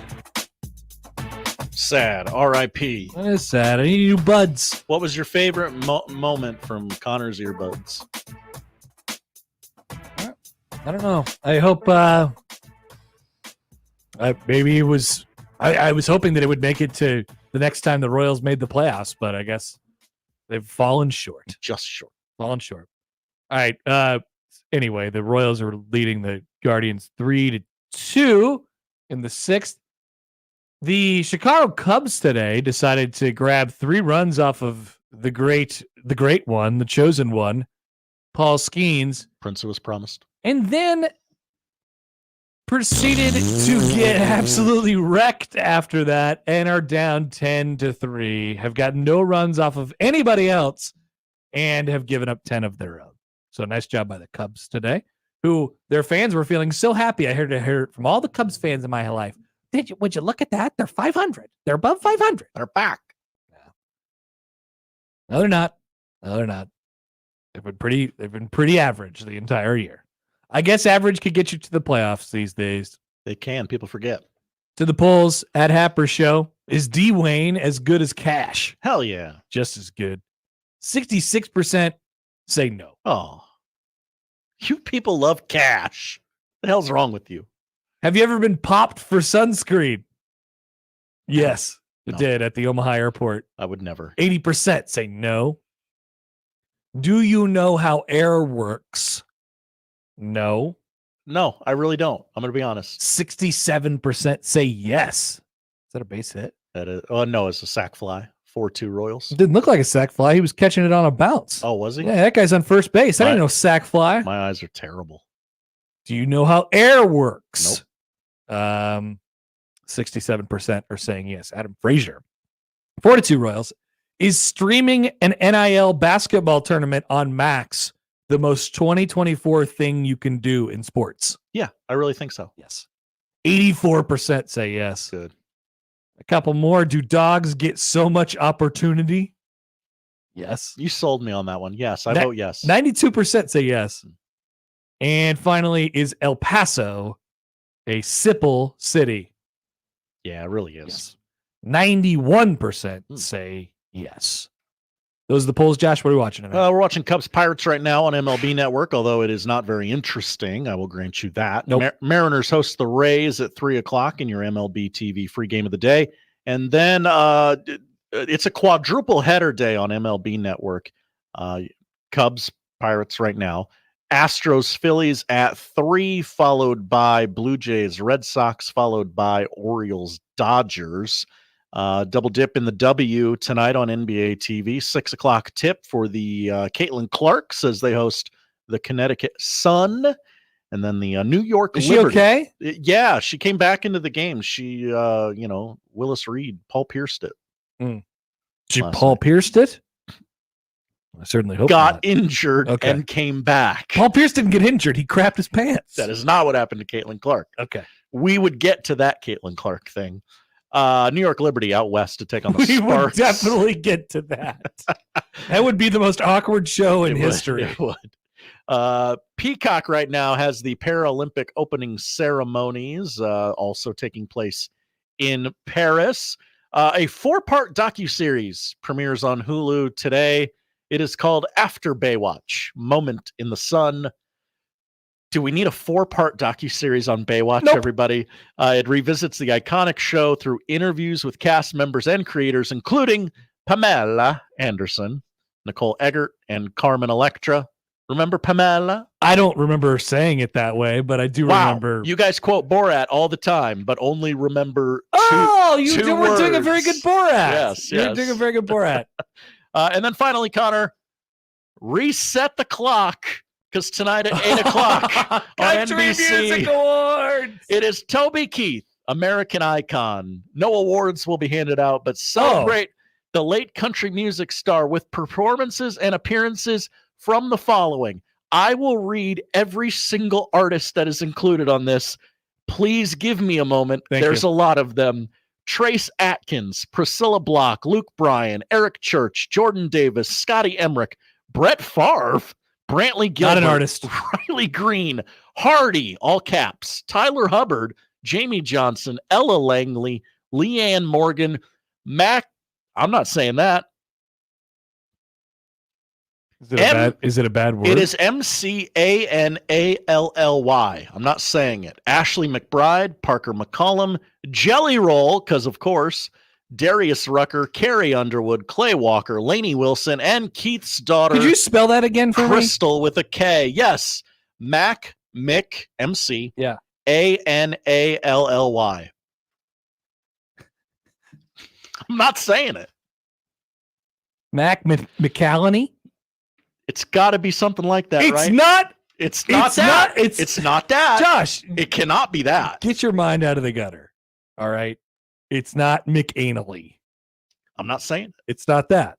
Don't worry. You wouldn't have to because it's not that. No one would name a human that. Those are the poll questions and what we're watching tonight. Josh, thank you. Thank you, Connor. That's the show. If you missed anything, you could find it all at 1620thezone.com. The crossover is next.